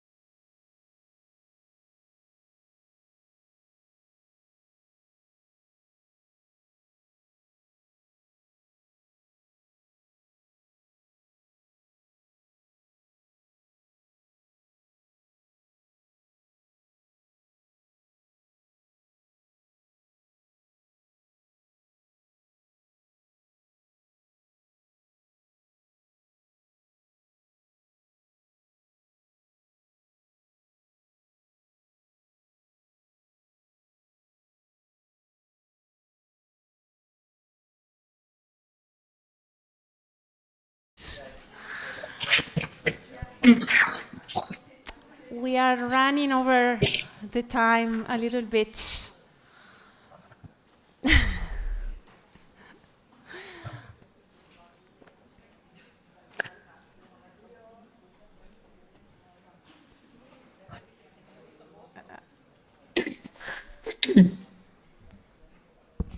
I have the feeling of being the party pooper of the conference. I'm just waiting for Juliette, but probably she wants to grab a coffee.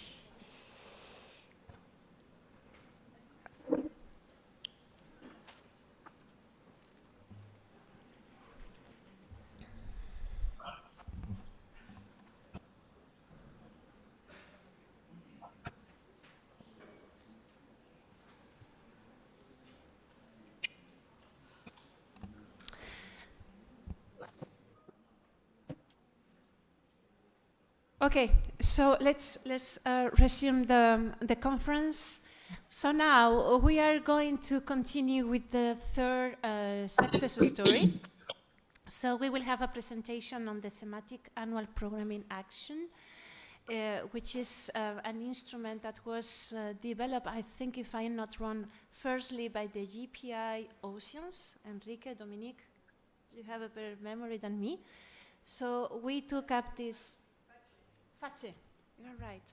So we took this idea up, and we are very happy to have amongst our participants Dr. Mary Kelly Quinn from Dublin. So she's going to make the presentation on the top. So I move. Great. Mary Kelly. Yes, I can. I can hear you. Yeah, Okay, so I'm ready if you are. Yes, please go ahead. Great. So good afternoon, everyone. I'm sorry I cannot join you in person. It would be much nicer than speaking to a laptop screen. So again, thank you for the invitation and the opportunity to really step back to 2019 and the work that we did for what I think was the first JPI tap, first Water JPI tap. So what I'm going to do, for those of you that are not familiar with the work that we did at that point, I'm just going to go through very briefly our goals, what we actually produced, and then conclude with some of the challenges that we faced, and I suppose to some extent how we addressed them. Okay, I'm just trying to move the slide on, but it's not moving. Let me just try something else.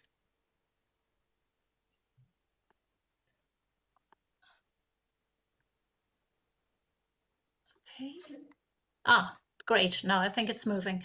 So first of all, in terms of the goal, so it was water-based. The focus was on ecosystem services, and we set out to foster integration of the ecosystem services concept or framework into decision-making relating to the management of aquatic resources, both freshwater and marine.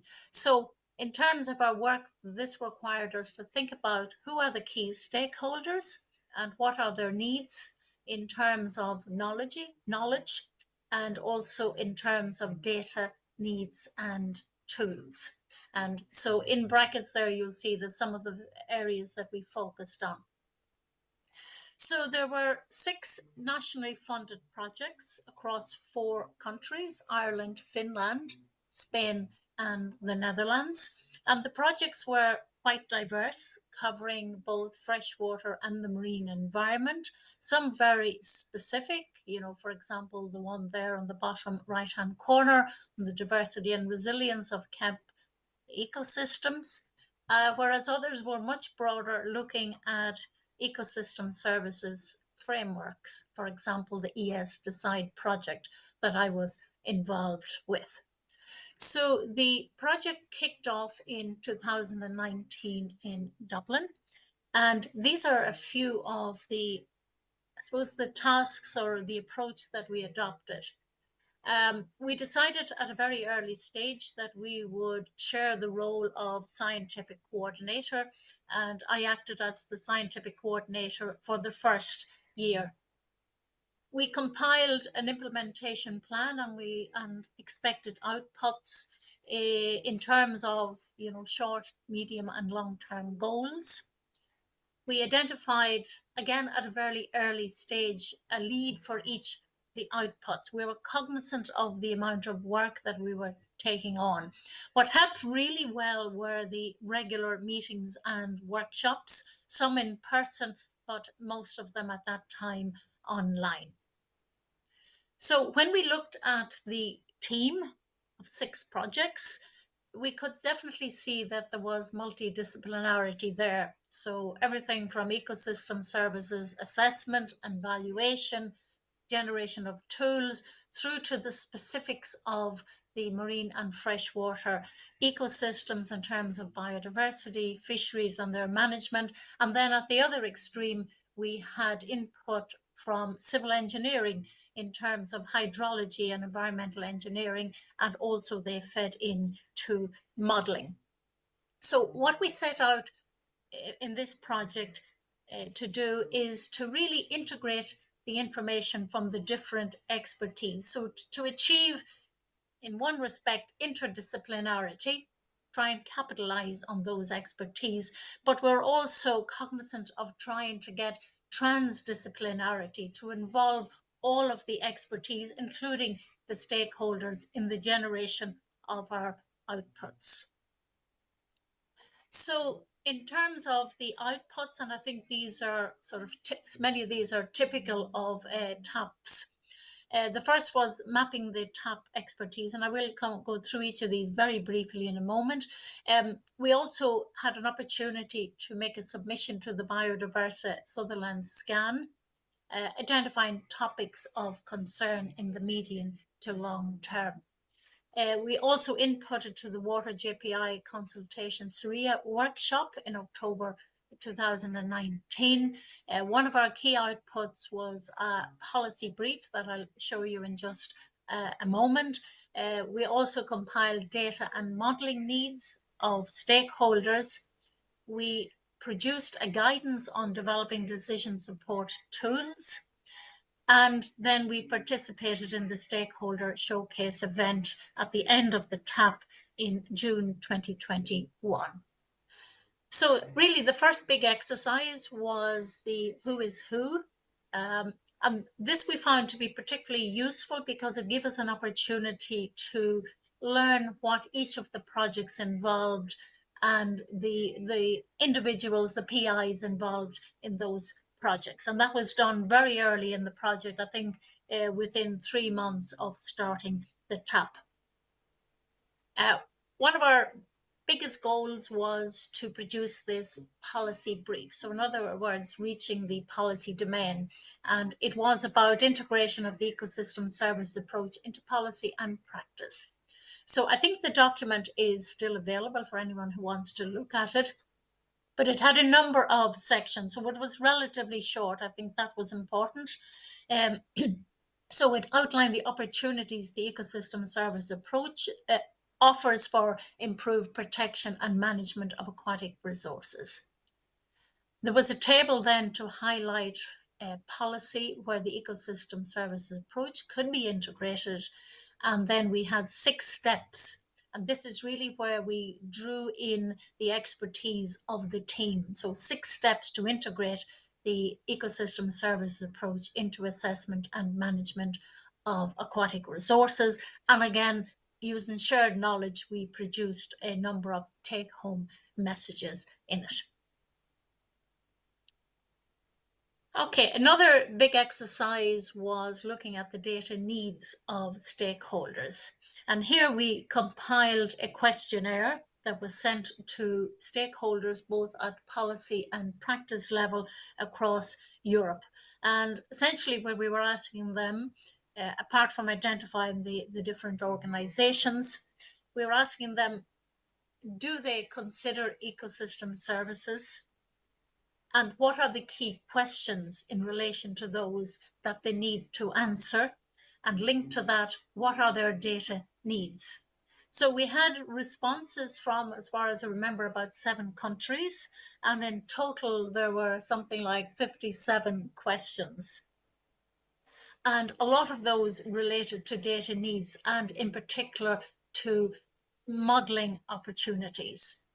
So in that respect, we also compiled a catalogue of models that might be useful in answering some of those questions. Some of the work on this exercise is still ongoing, and I was only recently in contact with the co-coordinator of the TAP. Decision support systems are extremely important. So again, we compiled a briefing document on available decision support systems, one of which was actually produced by the ES Decide report. And again, that was made widely available. The TAP also capitalized on other opportunities for outputs. So some of these then were submissions of a project proposal by the team to the Biodiversa Call in 2021. Unfortunately, it was highly rated but not funded. We had an opportunity then to produce a paper for the Springer Encyclopedia, and to host proposed to host a special session at the 3rd Ecosystem Services Partnership Conference in 2021. And we actually also produced a paper at CEPS 12 in 2021. So the Springer paper again challenged us to capitalize on the expertise of the team. And you can see there just some of the sections that we covered. So the big idea here was to see how the ecosystem services approach and the more recent concept of nature's contributions to people could support the achievement of the Sustainable Development Goals. So as I said, we hosted a session, a special session in the 3rd Ecosystem Services Partnership European Conference. Again, that was hosted by a number of us from the team, and we also presented a paper at that conference on the data and modelling needs. So basically the output from the surveys that we had carried out. And then finally, we took part in the final workshop, the network project, and this event brought together researchers, water and catchment managers, and policymakers aimed to identify common challenges and solutions to better integration of the ecosystem services approach into everyday management of our marine and freshwater resources. So I made a presentation at that workshop. So it was a good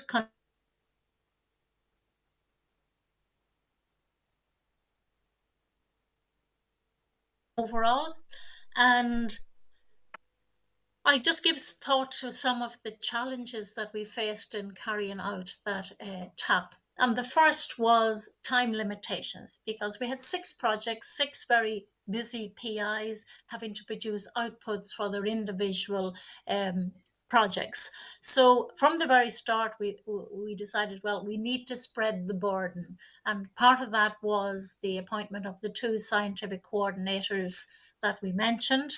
We decided, well, we don't want to be too ambitious, but really to engage the full team members. So beyond the individual PIs, the team for the individual projects were also important. Because we were dealing with a range of disciplines, from biologists to engineers to environmental economists, there was definitely at the very start a language barrier. So we had to identify where those difficulties arose and to develop a glossary of terms that would help bridge that barrier. Output delivery was extremely important, so that meant that we had to very carefully think about how we would stage those outputs across the project, so thinking short, medium, and long term. Team engagement, needless to say, was extremely important, and we did identify leads and teams for each output. And I think that was in part the reason for the success of the TAP and for a reasonable number or a fairly good number of outputs that we achieved. Finally, but by no means least, we were very cognizant of the fact that we needed to make the outputs relevant if we were to engage the stakeholders. Now, the TAP finished in 2021. The team has not continued to function as a team, but some of us have, and some of us have continued to work in the ecosystem services area. So, for example, I'm a freshwater biologist, but I'm currently engaging in ecosystem services work on forestry and also in the marine environment. So I think the TAP overall was very successful. It did lay a good knowledge foundation for us that maybe wanted to continue to work in this area. So again, thank you for your attention, and I hope in that short presentation I've given you a sense of what we achieved in the AquaTAP ES. Thank you again.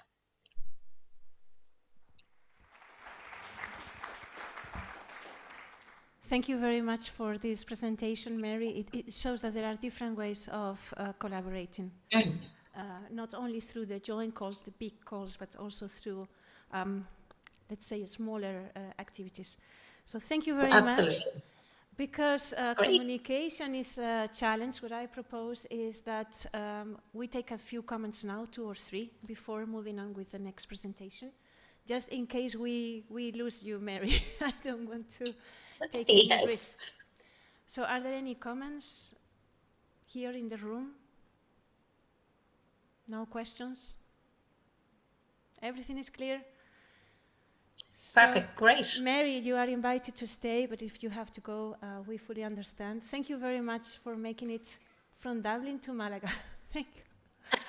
Yes, as I say, unfortunately, I was not able to join you in person, but I wish you every success with your conference, and thank you again for the invitation. Thank you to you, and probably see you next year. Okay. Absolutely, I hope so. So let's move on with the presentation from Kristina Laurell from Formas and Osman Tikansak from Formas, and they will talk about the Knowledge Hub.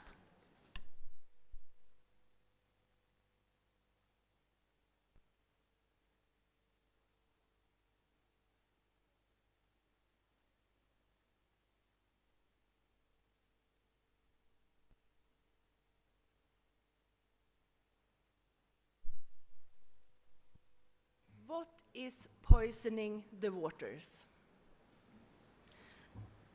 It's a question that echoes louder each year. With heavier rains, longer summers, and fewer butterflies, the signs are all around us. Water, the essence of life. It's under pressure, not just locally, but globally. We need to rethink how we protect it, how we use it, and how we share it. Can salt water become fresh? Can used water be reduced? Can we ensure safe drinking water for everyone, everywhere? There are questions discussed in the Water JPI Knowledge Hubs. So thank you for inviting me to the final JPI conference. So my name is Kristina Laurell. I work as a senior research officer at Formas. I've been involved in the Water JPI since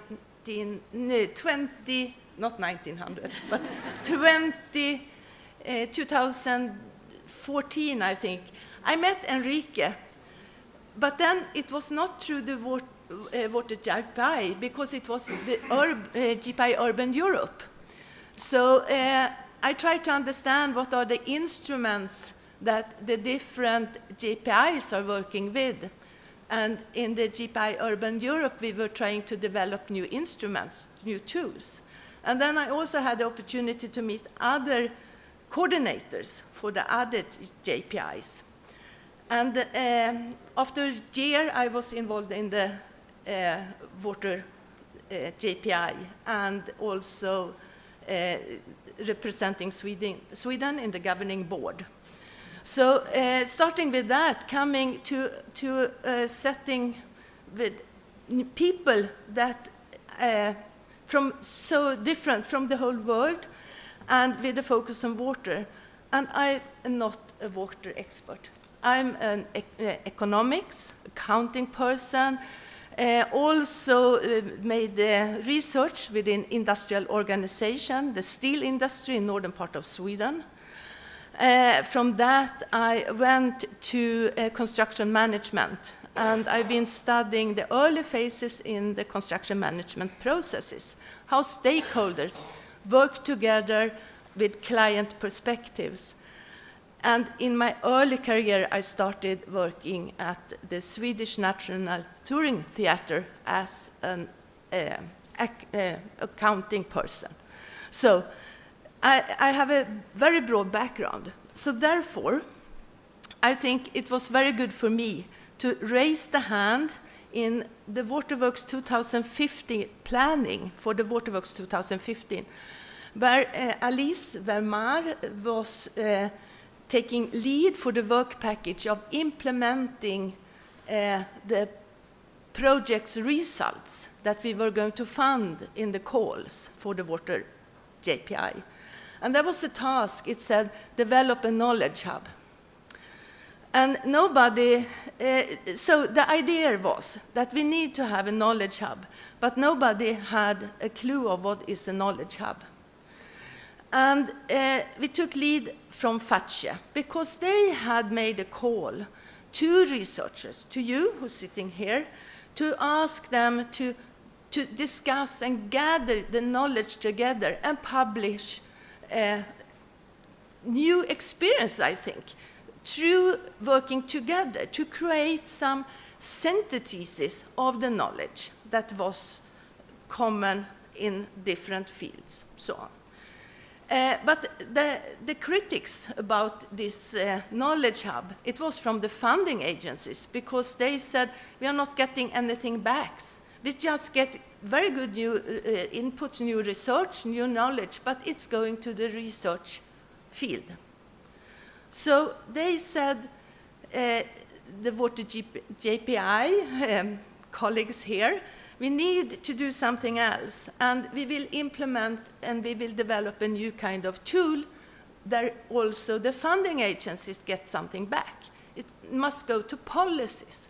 And I think in 2015 policy briefs, it was nothing that I knew anything about. I don't know if you already did it, but it was notes, it was something else, but the concept. So, we started the discussion. We got the program, of course, and Alice was the work package leader. And Dominique, where are you? She's coming. She was the coordinator then for the program.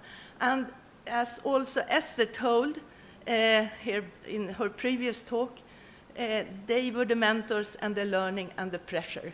So it took nearly, from starting with the discussion, it took nearly 2 years, I think, before we really could build a framework.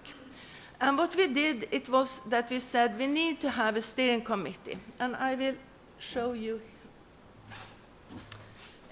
Yes, so is the slides, can we move to the next one? Can I do it? Thank you. Is it this one?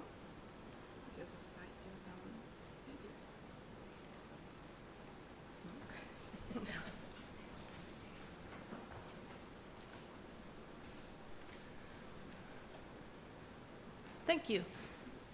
So that, yes, so what I was going to talk about, that is, we can jump over this one to the next one, please. Jump. Thank you. So we decided that, no, you have, yes, the purpose. Everybody to launch a knowledge hub, we need to agree about what should it be.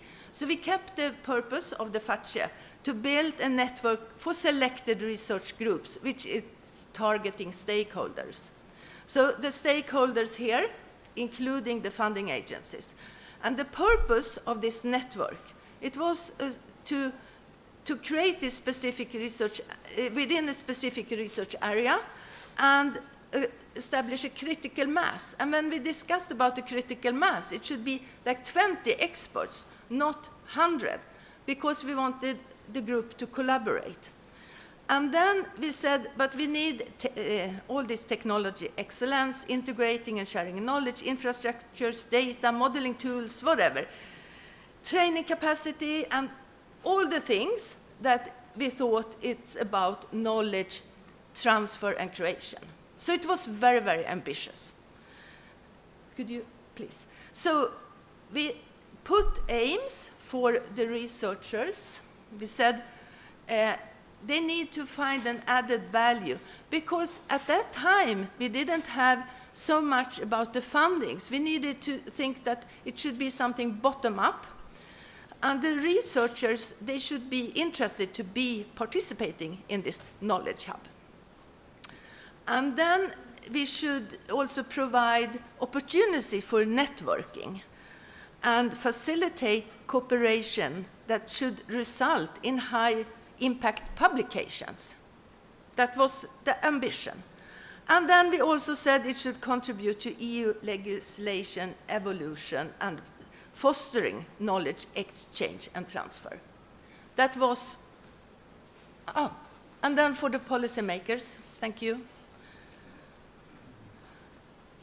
to provide policy briefs, and for funders to ensure that the solutions that we have funded projects and the solutions developed by research should get a greater impact, and also bring together researchers in a more collaborative manner. For you today, I think, reading this, it's quite clear what we mean. But presenting these issues in 2018 at the first conference, perhaps you can go further. So in 2018, we had the first conference.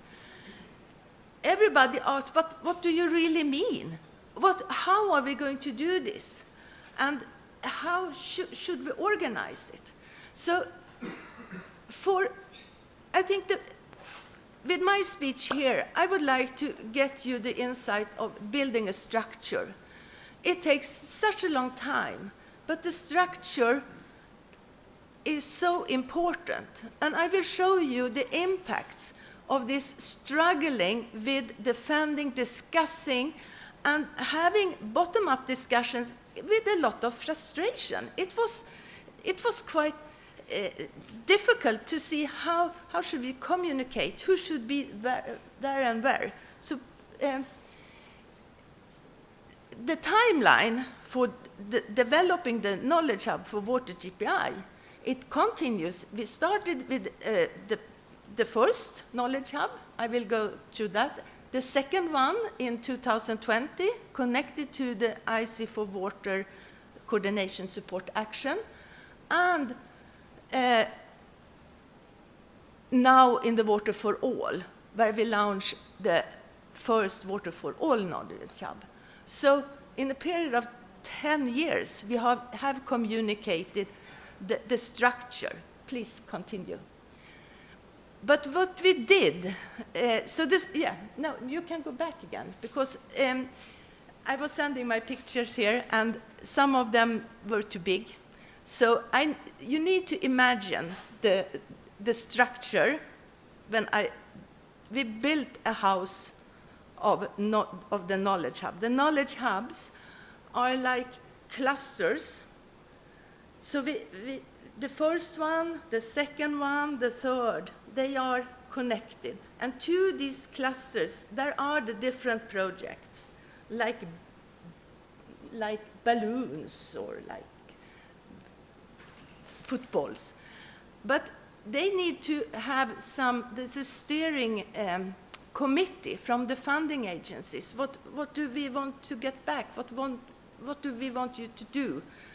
So we could leave you doing everything by yourself, and you can produce as you like, and the results are going out. But we wanted to have a ground also with our strategic agenda from the Water JPI, with the topics, with the thematic areas as a ground, and we wanted somebody to share. So when you think about what I'm saying and listen to the top presentation, there was the scientific coordinator presenting how they were working with the TAP. So the TAP structure was quite aligned in how we built the Knowledge Hub. So it was launched in 2019, the TAP. In 2018, we started with the Knowledge Hub there. So these two initiatives have been developed in parallel. And I'm, as the funding agency, looking at the structure. And then we can change to just to give you an example what we have achieved for the two knowledge hubs in the Water JPI. So we have developed the structure, and we have made a connection between research policy and end users, and not only the researchers. So we have developed terms of references for the different roles. We created seed groups with experts. In the first one, we had 24. In the second one, we had 14 experts. We had a scientific coordinator, Norbert Kreuzmann from Vienna, and he was not in the first seed group. He came, and Dominique had a discussion with him. So because we asked the seed group to nominate a scientific coordinator, but who should take the role? What should we do?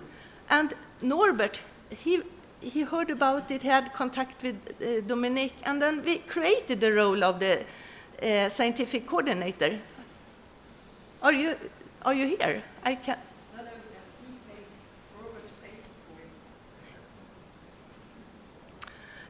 Yes. Exactly, the funding agency. Thank you, Robert. So, I just want to give you, as you say, the frustration. I am a researcher, I don't know how to do it. But it's the same. We need to work on these tools together. So, however, Norbert, he took the lead, and he created the scientific role. So for the second knowledge hub, we knew the role. So then we got two scientific coordinators. And Norbert, you paid for him, yes. But he did so much in kind because he was interested of it. And there you have the next step. There is something, what we said, the added value. What is in for me? What is my interest? How can I work? How can we contribute to a bigger role? Then the critical thing came. We had the workshops. But we saw that we need somebody to really facilitate the connection between the steering committee, the scientific coordinator, and the seed group. We need a facilitator. And that is thank you to the EPA, who really subcontracted a facilitator to the first knowledge hub. The second knowledge hub, Formas hired Osman Tikansak to do the facilitator, take the facilitating role in the second knowledge hub. And the facilitator for the knowledge hub, it is to really, to put together. So the difference between the TAP of national projects put together in the TAP, funded by different national funds, is that you had 6. But the knowledge hubs, we have like 20 different projects consisted of so many more partners in each international project. So, and we have one representative. So it's a much huger organization building the knowledge hub. And the facilitator's role was developed by EPA. And we can go further on. There is Can you continue? And I said stop, and you can go back again. Further on. Further on. Further on. Here. So, the training, I will just lift that kind of activity in the Knowledge Hub. It is training, communicate the water issues are very complicated. It's not only the water, but research in a way. So the infographics that also Dominique showed are a result of a workshop done with the researchers and with the competence from the, let's say, cultural and creative sector, if you like to call it like that. How can we really go back and make the questions easier for people to understand what we are doing? All the results from the knowledge hubs, from the different groups, in policy briefs, in stakeholder briefs, in the documentation as like the ones that you saw from the top. It's very clear for you who are the audience in the water, but for others it's very difficult to understand and read. So we need to think about making messages more easy. These are for the young people. So of course you should perhaps think in another way also for other sectors, but it gives you an idea. And I think that is what I would like you to continue, and going just down to the end, to my last, to the recommendations that we have. So the summary of the recommendation here, it was not easy to reorder the, yeah, sorry, need to find the slide here. So to continue, the lessons learned are based on the summary and recommendations from the Water JPI Knowledge Hub. So the preparation phase, looking for building a new tool. It is to start with aims, strategy, and messages, and you need to communicate it first between the group who will develop it with the funders, and then you need to involve others, and this takes a long time, but if you start bottom up, it will give results. Then you select the target group, and for the first Knowledge Hub, the target group were the researchers, actually, going back to their university, spreading the knowledge that they got when working together. The policy brief from the Knowledge Hub, the KEK, the contaminants, it was actually the result that the research, I know that some of you are here, that you got the experience to work together and you could bring something back. But then, when going further on, we need to think, who is the next group? Who should we really target our message? How should we work together to find the key issues that we would like to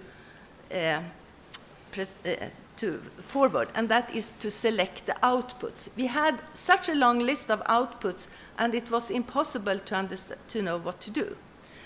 And then the implementation plan and a clear terms of references, and finally the communication strategy. So talking about the facilitator, having a facilitator with communication expertise, it's crucial, or engage communication experts in the work of knowledge transfer or knowledge hubs. And then, as I said before, having a dedicated facilitator and a dedicated scientific coordinator. And that also is to understand that the people are very important. And for everything you do, you need funds. You need money for traveling, And that is something that we also struggled a lot with. So the Knowledge Hub, in parallel, we worked with the financial instruments. And we have solved it, and Osman will tell you a bit about how we are doing it in the Water for All, because we used some funders put in money for their researchers to be able to travel, but many funders couldn't pay anything for these extra activities, not even for people going to the workshops. Also, what we could learn and see from the Knowledge Hubs, that some professors, the excellent researchers, they were so busy, so they sent early career scientists to the workshops instead of them. And they, early career scientists, they were very engaged. So I really would like you to think about what is the excellent knowledge that we possess? How can young researchers, scientists, communicate with the excellent professors that maybe not have the time to work on this communication transfer? Or how can we work together with young scientists that are very ambitious to broaden the workload? And I think that was also what was said in the previous talk. It always is that collaboration takes a lot of time. And the next slide, please. However, what we can see is that the knowledge hubs that we have created in the Water JPI, the two ones, the KEC and the ones for the SDGs, they have given effects on other knowledge hubs that are going. So the structure that we have built, the knowledge that we have processed, that is actually the key achievements that I really would like to raise here. So from the JPI Urban Europe, where I was involved from the beginning, they started to do a knowledge hub and build it up with the structure that we have. They made a call, they invited the researcher, more looking like the tap. They developed the instrument. Then in the Driving Urban Transition, they have developed the financial instrument that Water for All, Water JPI, we got stuck. And Water for All got stuck in the discussions. But the Driving Urban Transition solved it. And now we can use the financial model back again to the Water for All knowledge hub. So it's a bit about going in between and learning from each other how to solve the difficult problems. So I think, and therefore I'm here, to really say thank you for you researchers who really came to the workshops, participated. Thank you to the funding agencies who were able to put in some money and effort to really start the process. It was a really long process. And now we are online with really creating good knowledge hubs that will continue, I think, for the next 10 years, because this structure will not fall. It will continue and develop.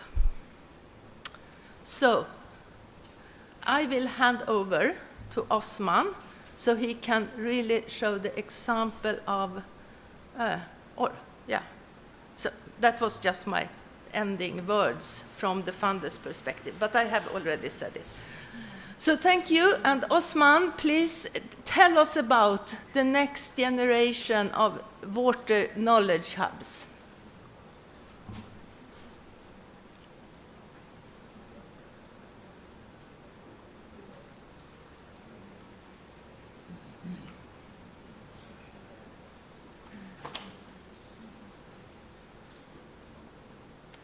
Osman, we cannot hear you.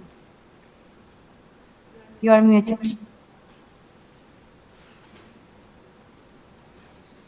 No, you are muted still. Yeah, can you hear me now? Yes.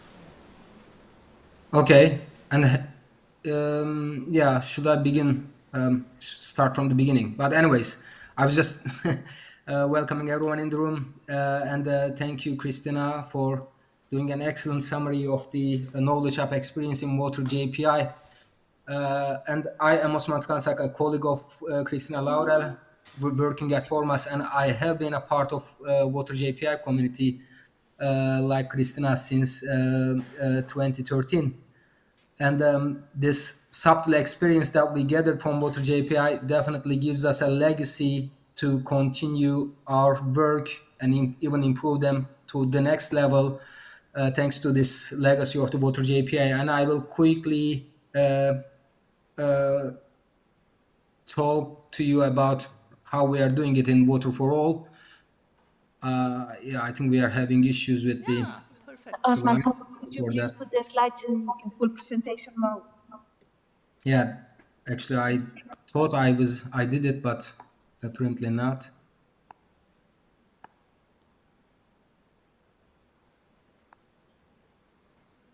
Is it in full presentation mode?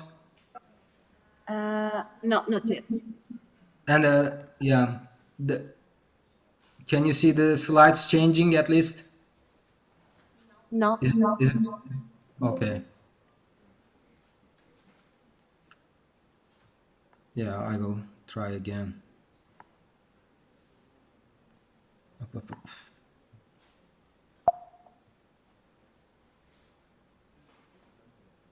Maybe I can share my whole screen and go back to the slides. Now it's perfect. Okay, good. Thank you. Yeah, so we can start finally. Well, to give you a quick introduction of the Water for All Knowledge Hubs, I mean, Water for All is obviously a much bigger and much more ambitious platform compared to Water JPI, although being its successor and learning a lot from it. But in Water for All, we can safely say that there are several tools for actionable knowledge transfer, and the Knowledge Hub is only one of them. Beside Knowledge Hub, in Water for All, we have policy support working groups, living labs, activities for data sharing, research infrastructures, and all of them, one way or another, helps us to bridge the gap between science and policy and help production of the actionable knowledge outputs. And essentially, these knowledge hubs, I think it is the same concept. We consider them as structures for community of practice, particularly for the Water for All researchers to co-create tailored outputs during the life course of their projects. And what we mean by tailored outputs, or the objectives of the Knowledge Hub in more general, is basically to foster networking and knowledge exchange across funded projects and synthesize research results and best practices according to the needs of the end users and the policy communities. And in terms of the outputs and the activities, we have similar outputs that are targeted, including policy briefs, mapping studies, position papers, peer-reviewed articles. But in addition to those, in Water for All, we also give priority for capacity building activities to help our researchers learning new skills, especially soft skills, around the concept of systematic thinking and knowledge communication. Well, structure-wise, the knowledge hubs in Water for All is very much similar to what we did in the Water JPI knowledge hubs.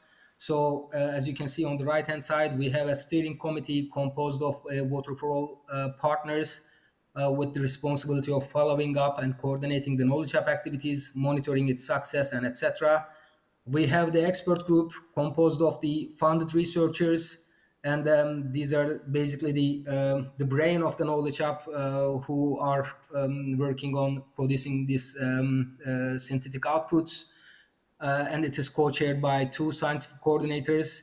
But one thing that is new to the Water for All knowledge hub is having a stakeholder group of its own, which is I think a huge step because we definitely, one of the main objectives of this knowledge hub is to go beyond the echo chambers of the researchers and have a well-established dialogue with the stakeholders from the beginning. So we do not seek stakeholders somewhere out in the space, but we try to create our own stakeholder group who joins us from beginning until the end with a spirit of co-creation. And in the center, we have the facilitator, which has a huge responsibility for knowledge brokerage, communication, and the day-to-day operations of the knowledge hub. Well, in Water for All, there are 3 knowledge hubs planned, and the first one has already been launched in 2025. It's on the aquatic ecosystem services, very much similar to the thematic focus of the tab that was presented earlier. And 23 funded projects in the aquatic ecosystem services call is represented there. And they are already in the way of making their first output, which will be published early 2026. And it will be socioeconomic analysis of the aquatic ecosystem services in Europe. So it will be a very comprehensive work, and it will be presented as visual depictions like infographics, policy briefs with narrative text, and around that. The next knowledge hub will be operational starting from 2027, and it is a part of the open the call that is open now on water and health. So once these projects are selected towards the end of 2026, we will launch this knowledge hub. And the last one will be starting in 2028. And the tentative topic of this knowledge hub will be on floods and droughts, which is a very relevant topic in our opinion, considering the newly adopted EU water resilience strategy. And all these knowledge hubs will be operational for 3 years. And again, each knowledge hub will have at least 2 on-site workshops, and they will be supplemented by online meetings, ad hoc meetings within and across different components of this knowledge hub. So steering committee will be talking to stakeholders will be talking to expert group, and etc. So we make sure that everyone speaks to each other, and we enable a co-creative spirit. Well, the guiding principles of the knowledge hub. So co-creation is a word that we use often, and the co-production of the knowledge. So, I mean, as I try to show in the governance structure, all these components work together from beginning to the end, like starting with the drafting and implementation plan and producing the outputs together. So we have a good communication within the knowledge hub. Experimentation is something really important for us. We want to test pilot scale solutions or more innovative outputs. So rather than having only conventional policy briefs, we will seek for opportunities for more creative ways that will even include working with artists or other stakeholders that could help us increasing our impact. And whatever we do, we always aspire to produce action-oriented knowledge outputs, so that we will be listening to the end users, practitioners, policymakers when we are producing outcomes, so that they could be really useful for their activities. And systematic thinking is our driving force. You know, since all the water challenges are quite complex, and one needs to consider all the dimensions, variables, and different components of the bigger picture. That should also be our approach to solving things or making our remark in the wider scheme of things. And last but not the least, in the long term, we would like this knowledge hub to contribute to institutional capacity building or learning, I would say, and shifting the ways of governance that we currently have. I mean, it's a huge ambition, of course, but at least this is our light. This is the thing that we want to achieve ultimately.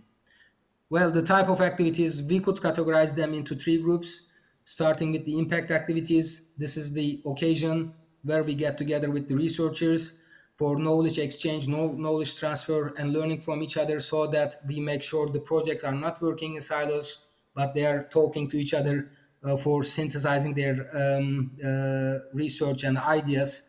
And the implementation of this impact activities are through the on-site workshops, And we also have small working groups depending on the subtopics of researchers. So we cluster researchers into groups for them to identify the joint challenges and solutions together. The capacity building, as I said, is a important pillar of this knowledge hub concept in Water for All, so that we want to strengthen the knowledge hub members with new skills through training and peer learning sessions. And more concretely, we are running with the lead of Vito, our facilitator, online training programs that are structured into 5 different thematic modules, including system analysis, future envisioning, co-creation, experimentation, and learning by doing. So all knowledge hub partners are invited to take part in this capacity building activities, which could also help them with their research and communication skills. And finally, all this process will be monitored, actually being monitored through a reflexive approach, which means that we are not waiting until the end to assess our success or progress, but we do it along the way. So it's a living process. We will investigate, assess, and understand our strengths and shortcomings, and try to come up with adaptive solutions while the knowledge hub moves forward. Well, my last slide is a summary of how Water JPI has influenced the knowledge hub concept in Water for All. So basically the lessons learned from Water JPI. Well, the first thing is that the expert groups of the Water for All knowledge hub will be composed of funded researchers, not from invited experts, the external experts outside of the Water for All community. Because that was the case with the second knowledge hub we had in Water JPI on sustainable development goals. And sometimes it gets difficult to find a common ground, join interest when you have some unrelated, not so well-related researchers. So this time we are working inclusively with the funded researchers, so that that leads to an improved ownership of the knowledge hub and enhancing the impact of the calls. So whatever we are doing are related to calls at the end of the day. Well, as I said, we have a dedicated stakeholder group of our own. So we did a call for interest for identifying the stakeholders, and now we have a group of stakeholders, and this activities of the stakeholder group will also be supplemented by the Water for All's own advisory board. Just yesterday we had an advisory board meeting with the members, and we already started getting some good inputs, recommendations from these advisory boards, and we think that this is going to be very much valuable for our broader impact.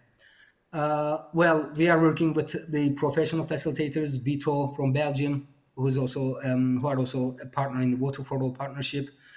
They really have a good record of coordinating similar knowledge communities. They have the training material, and they have a very good understanding of systematic perspective to handle the complex nature of water questions. And last but not the least, the thematic topics of the knowledge hubs are aligned with the transnational calls. So, and thus they're also aligned with the Syria strategic research and innovation agenda priorities in the Water for All. And I think which also helps us achieving more cumulative impact within the broader portfolio of Water for All activities. Well, that was all from my side, and thanks for listening. And I don't know if you are taking any questions, but that's it. Thank you.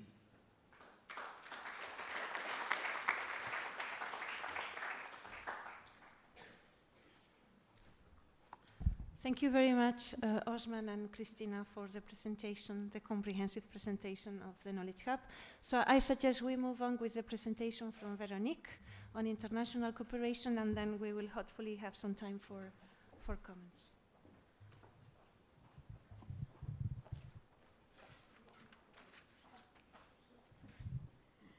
Tu veux que je passe les slides?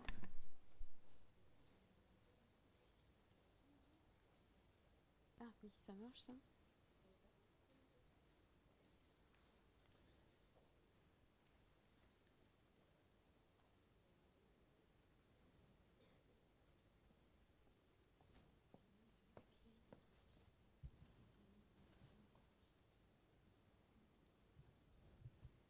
Pendant ce temps, that it speaks French, I'm going to present myself. So I'm Véronique Briquet-Logier. I worked for decades in health and biology, and I worked in South Africa and in India. And when I came back from South Africa, Dominique Darmendrail, who was already a colleague and a little more than a colleague, a friend, told me, "Oh, are you interested by this Water JPI coordination?" And I said, "What?" I'm not a water expert. And she said, "Yeah, but we need international cooperation. And for the next 3 years, we need health also." So anyway, it was very easy to be convinced because everyone knows Dominique Darmendrail, how she can convince you. And here I am, very honored to be amongst you and very humbled by all the achievements that I can see that was prepared for Water for All by the Water JPI. So I worked at the ANR for also, I was at the beginning of ANR long ago, even if I moved after, and I'm going to talk about international cooperation. So this is another thing. Esther told me, "Oh, you should explain how we did the strategy for international cooperation and how you're going to build another strategy for international cooperation at large." So I looked at her and I said, "No, I mean, let's not be on that." And I'm going to take the next slide, if it works. Ah, c'est là? C'est le clavier. Ok, super. Okay, so water challenges for a changing world. This is the Water JPI.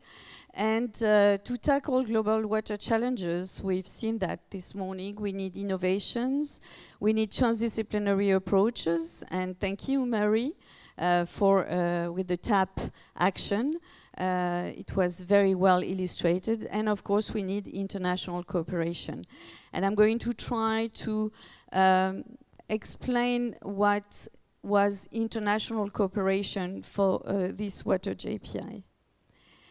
So research and innovation in water, like we said, we need to tackle global challenges because they are really transboundary river basins, aquifers, but also when we think about the hydroclimatic stress, it doesn't come in in only one continent or only one country. So we need to see globally things.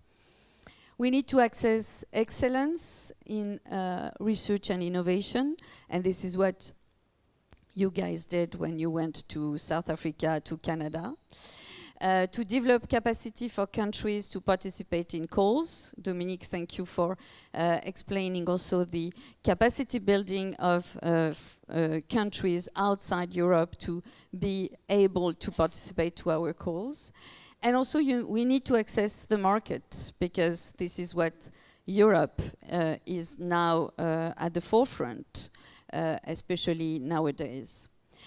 So international cooperation, but we should not really concede in non-principle or values that are not ours. And we should do that to promote our democratic values, cooperation for peace, and of course achievement of the SDGs, and we've seen that this morning, and also access to up-to-date knowledge and free circulation of researchers. And last but not least, I'm going to talk about diplomacy and policymakers. We have to do, to really do international cooperation, to reach out policymakers, but also to do water diplomacy, and in a sense that we have to discuss and to negotiate to avoid conflicts in any region of the world.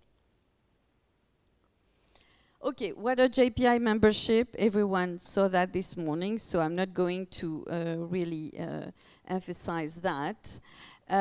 This is a slide that I took from Dominique, who was mapping RDI activities in several countries, and you succeeded in including most of them, so congrats. And congrats, because in 2013 there was 10 countries participating to a call, and here you have all the joint calls.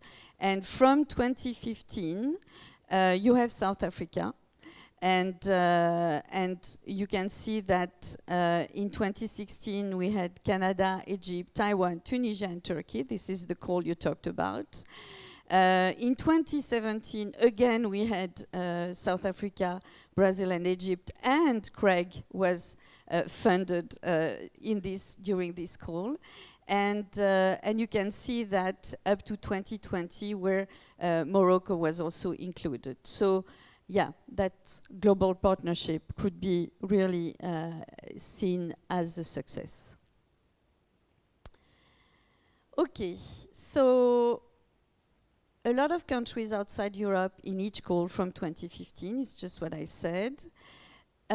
A very interesting coordination and support action that I'm going to focus on, which is IC for Water, was funded in 2017 and launched in January 2017 with a call also. And really, with this international cooperation, challenges at interfaces, and I was talking about transdisciplinary approaches, but here we are, aquatic pollutant, biodiversity, agriculture, a lot of interfaces were explored by the Water JPI. So congrats, guys. And some partnership did not reach the launch of a call. I think Prima never launched a call with us. Did they? Yeah. And the rules of eligibility and a common understanding is needed because it hinders the process and lowers the number of funded projects. This is what we've discussed this morning about. This is really, we know, complicated to definitely reach consensus with funding agencies. Okay, so I'm going to focus on IC for Water because, of course, it's international cooperation for water. This is the CSA that was funded for launching the call, but also to gather other countries, to deliver a strategy, and to assess impact also. And it focused on UN SDGs, and especially the SDG number 6, which is about sustainable management of water and sanitation. So 8 projects were funded. The Knowledge Hub that you guys talked about, 6 workshops for international cooperation, including Africa and Transboundary River with the Danube, which is really important to tackle those, and I'm sure it helped to build also the international cooperation for water for all. And I would like to focus on HerbWatt. So we did not talk with Dominique, and together we focus. So why a focus on South Africa? Because I lived there for 3 years. So it's definitely a country that is in my heart. And also because I think it's the perfect example of a living lab, because you really covered all the aspects from science, technology, stakeholder engagement, which is a challenge. And Craig, I would like to ask you a question. If you can explain to us how you approached this transdisciplinary project.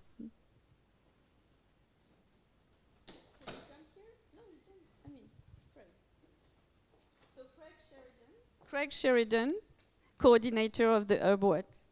Hi, thanks, Dominique. That's putting me on the spot. I think, from my perspective, the way we got this right was by being open to dialogue across different disciplines. So I'm a chemical engineer, and speaking for engineers, we often have quite a large level of... Is that better? Yes. So speaking as an engineer, we're often quite arrogant and we think we know better.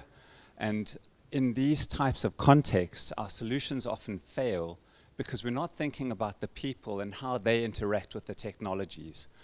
I come from a very, very diverse country, and I was working in an area where I am the alien, even though it's my home city.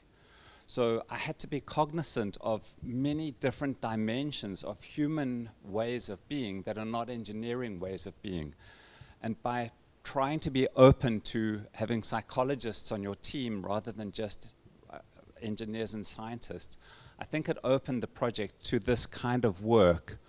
And then the other thing that we had to do was we had to be really creative with our university administrations in order to get finances to the people to ensure that the local people were paid to do the work. And most universities are not necessarily open to this. So we had to be creative to really try and solve problems and to be open to other ways of thinking. And mindful, I say this quite openly, how I look. I'm a tall, white, Caucasian person with bald head. It's a very aggressive looking demographic.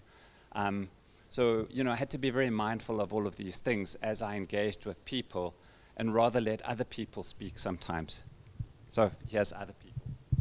Thank you very much. Thank you, Craig. And congrats again for this project. Okay, so, and thank you for agreeing to take the floor. Okay, so let's try to wrap up those global challenges and international cooperation to tackle SDGs, climate change, access to water, human rights for Amanda. So we need excellence, impact, access. We need to tackle those R&I challenges for water and respect our values and principles. So we should not sell our souls to countries that are not respecting that, for sure. This is my really strong point of view, and this is my view. Yeah, because we have to promote our democratic values.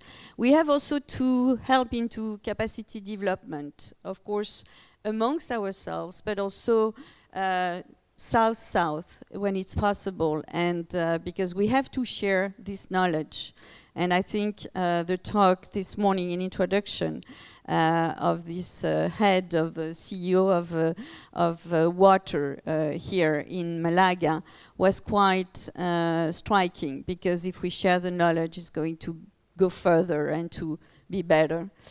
Of course, we have to think about our economic benefits, especially now. We need to access market with our technologies, and I think I mean, in Europe we thrive, so we have to really think about that. And we have to synergize with water diplomacy. Yeah, water diplomacy, like I said, is negotiation about to prevent conflicts. And as far as we can, because it's our values, we have to think also about water diplomacy, which is like science diplomacy. It's not just a word, like a drawing word. It's not that. It's really something important, and especially in regions where you have rivers crossing several countries. And so, just to sum up here, we have to reach out strategic countries. We have to implement strategic alliances with public and private entities. And Esther, you were talking about, shall we work with the private entities? Yeah, we should, because they are not the devil.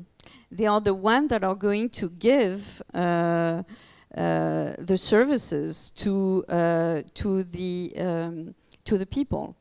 And you know, I work in health, and I say, you know, you don't have any medications reaching patients if there is not a big pharma selling it. If there is not a big pharma producing it. So we have to work with them. And again, we have to work with them with our own values and our own principles, and not sell our souls to the private entities.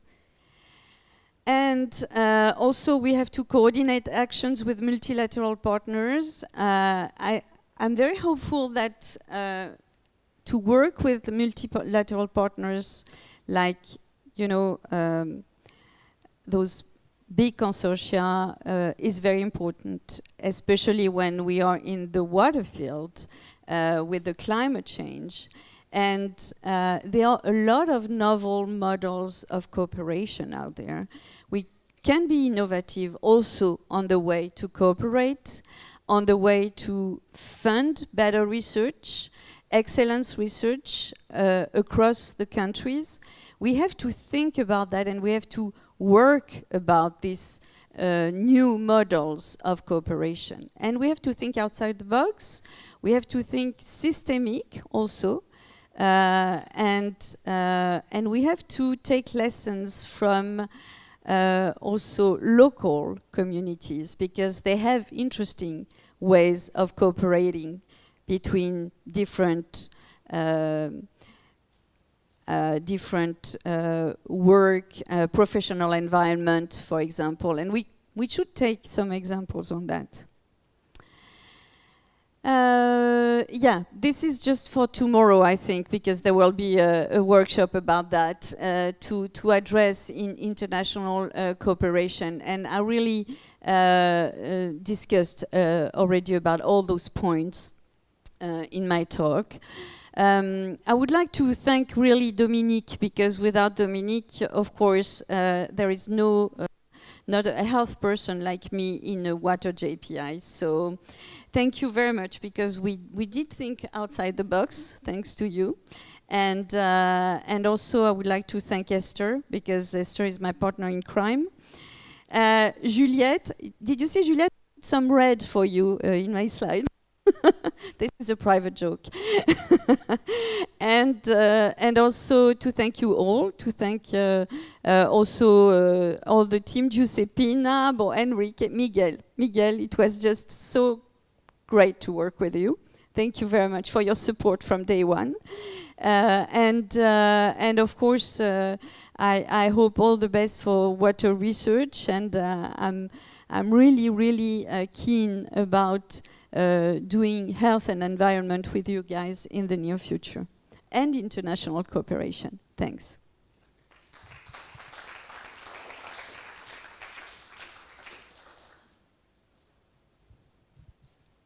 Questions? I forgot to tell that I enjoy so much working with you too. Veronique, there is one point I would like to mention, because I remember when we drafted the international cooperation strategy, it took us a long time to think about the priorities. I mean, with which countries should we work? And I remember that we tried to use a lot of criteria, we gathered a lot of data, we presented a list. The governing board was not happy. So maybe can you share your experience and explain what happened so that Water for All can also use it? Yeah, for sure, I touched upon this country thing. First of all, we should not cooperate, I think, with countries that don't share our values. So that's very important for me. I think it's very complicated, because funding agencies, they tell you, you should pick up countries that we are going to work with, because it's excellent research. They are going to bring something to us.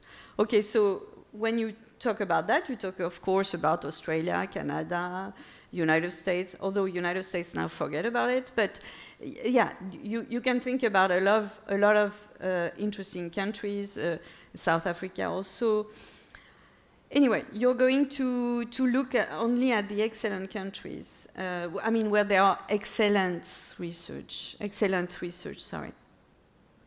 But you have to think about countries that bring also solutions that we did not think of.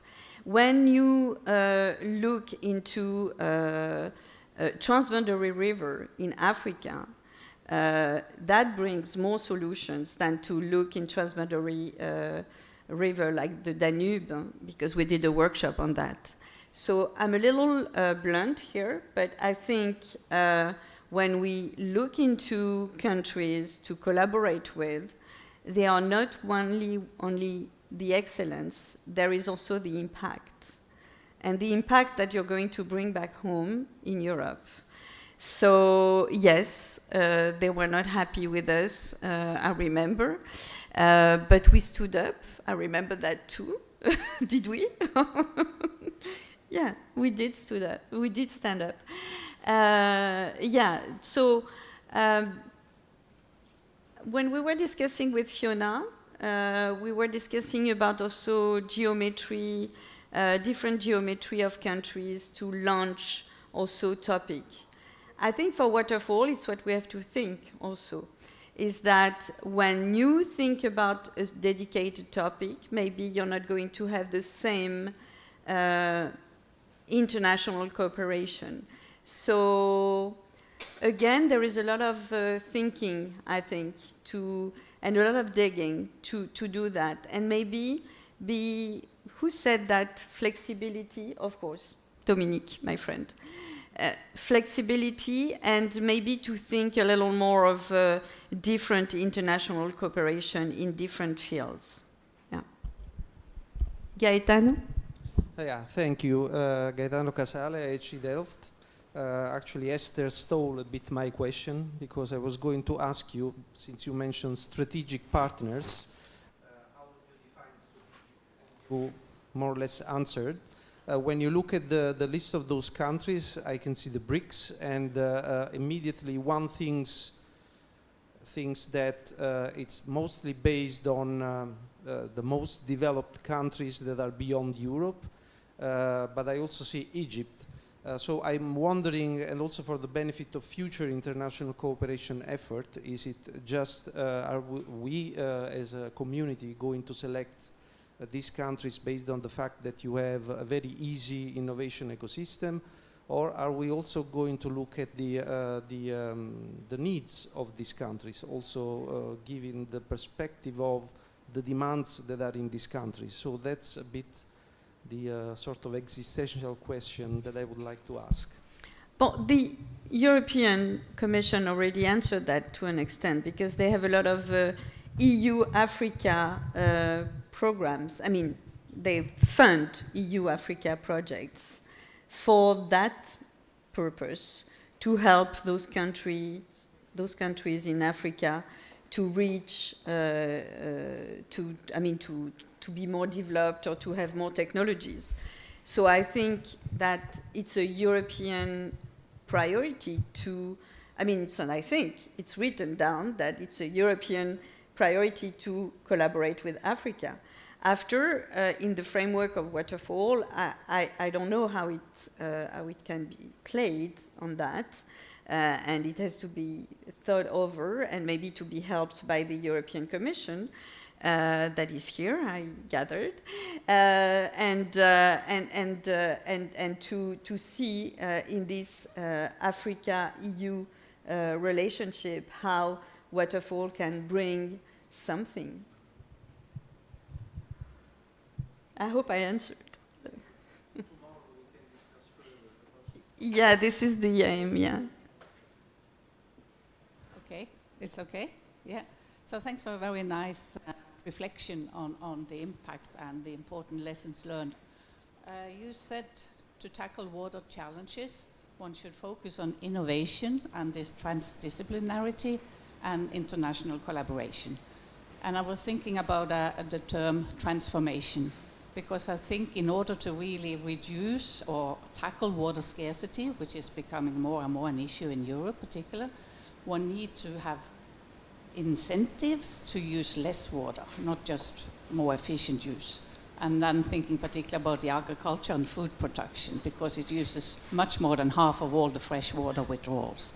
So how can we as a community use less water, get the food production to to grow less water-demanding crops, eat less meat, and really tackle these on a larger systemic level. And you asking me that question? I mean, this is just like stakeholder engagement?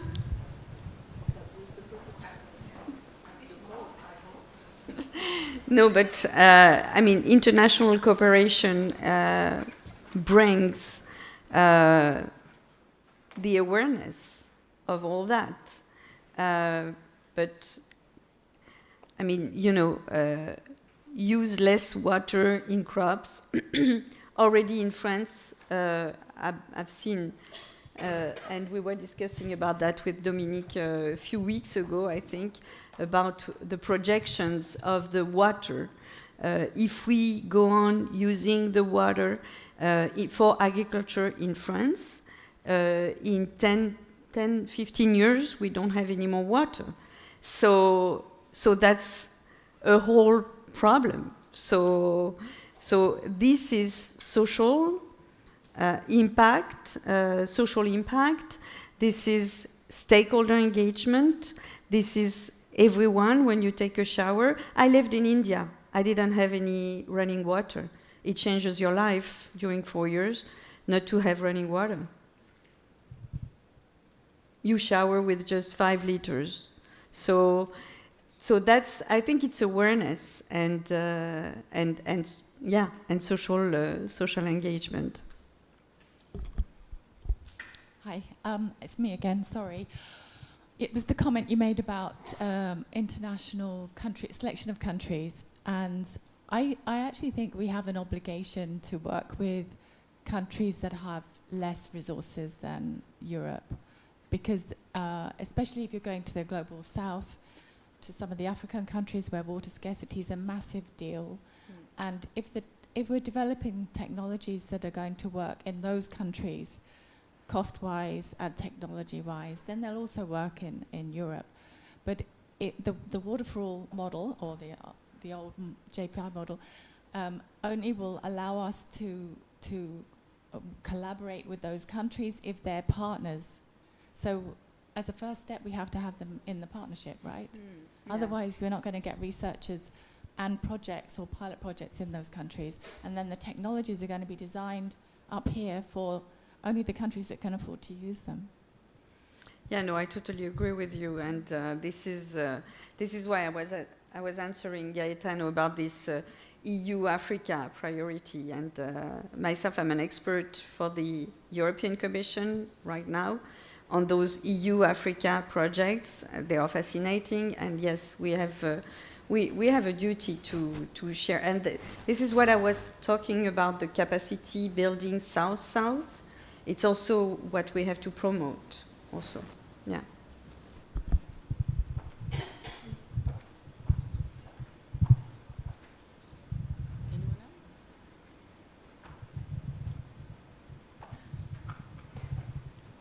This is lunchtime.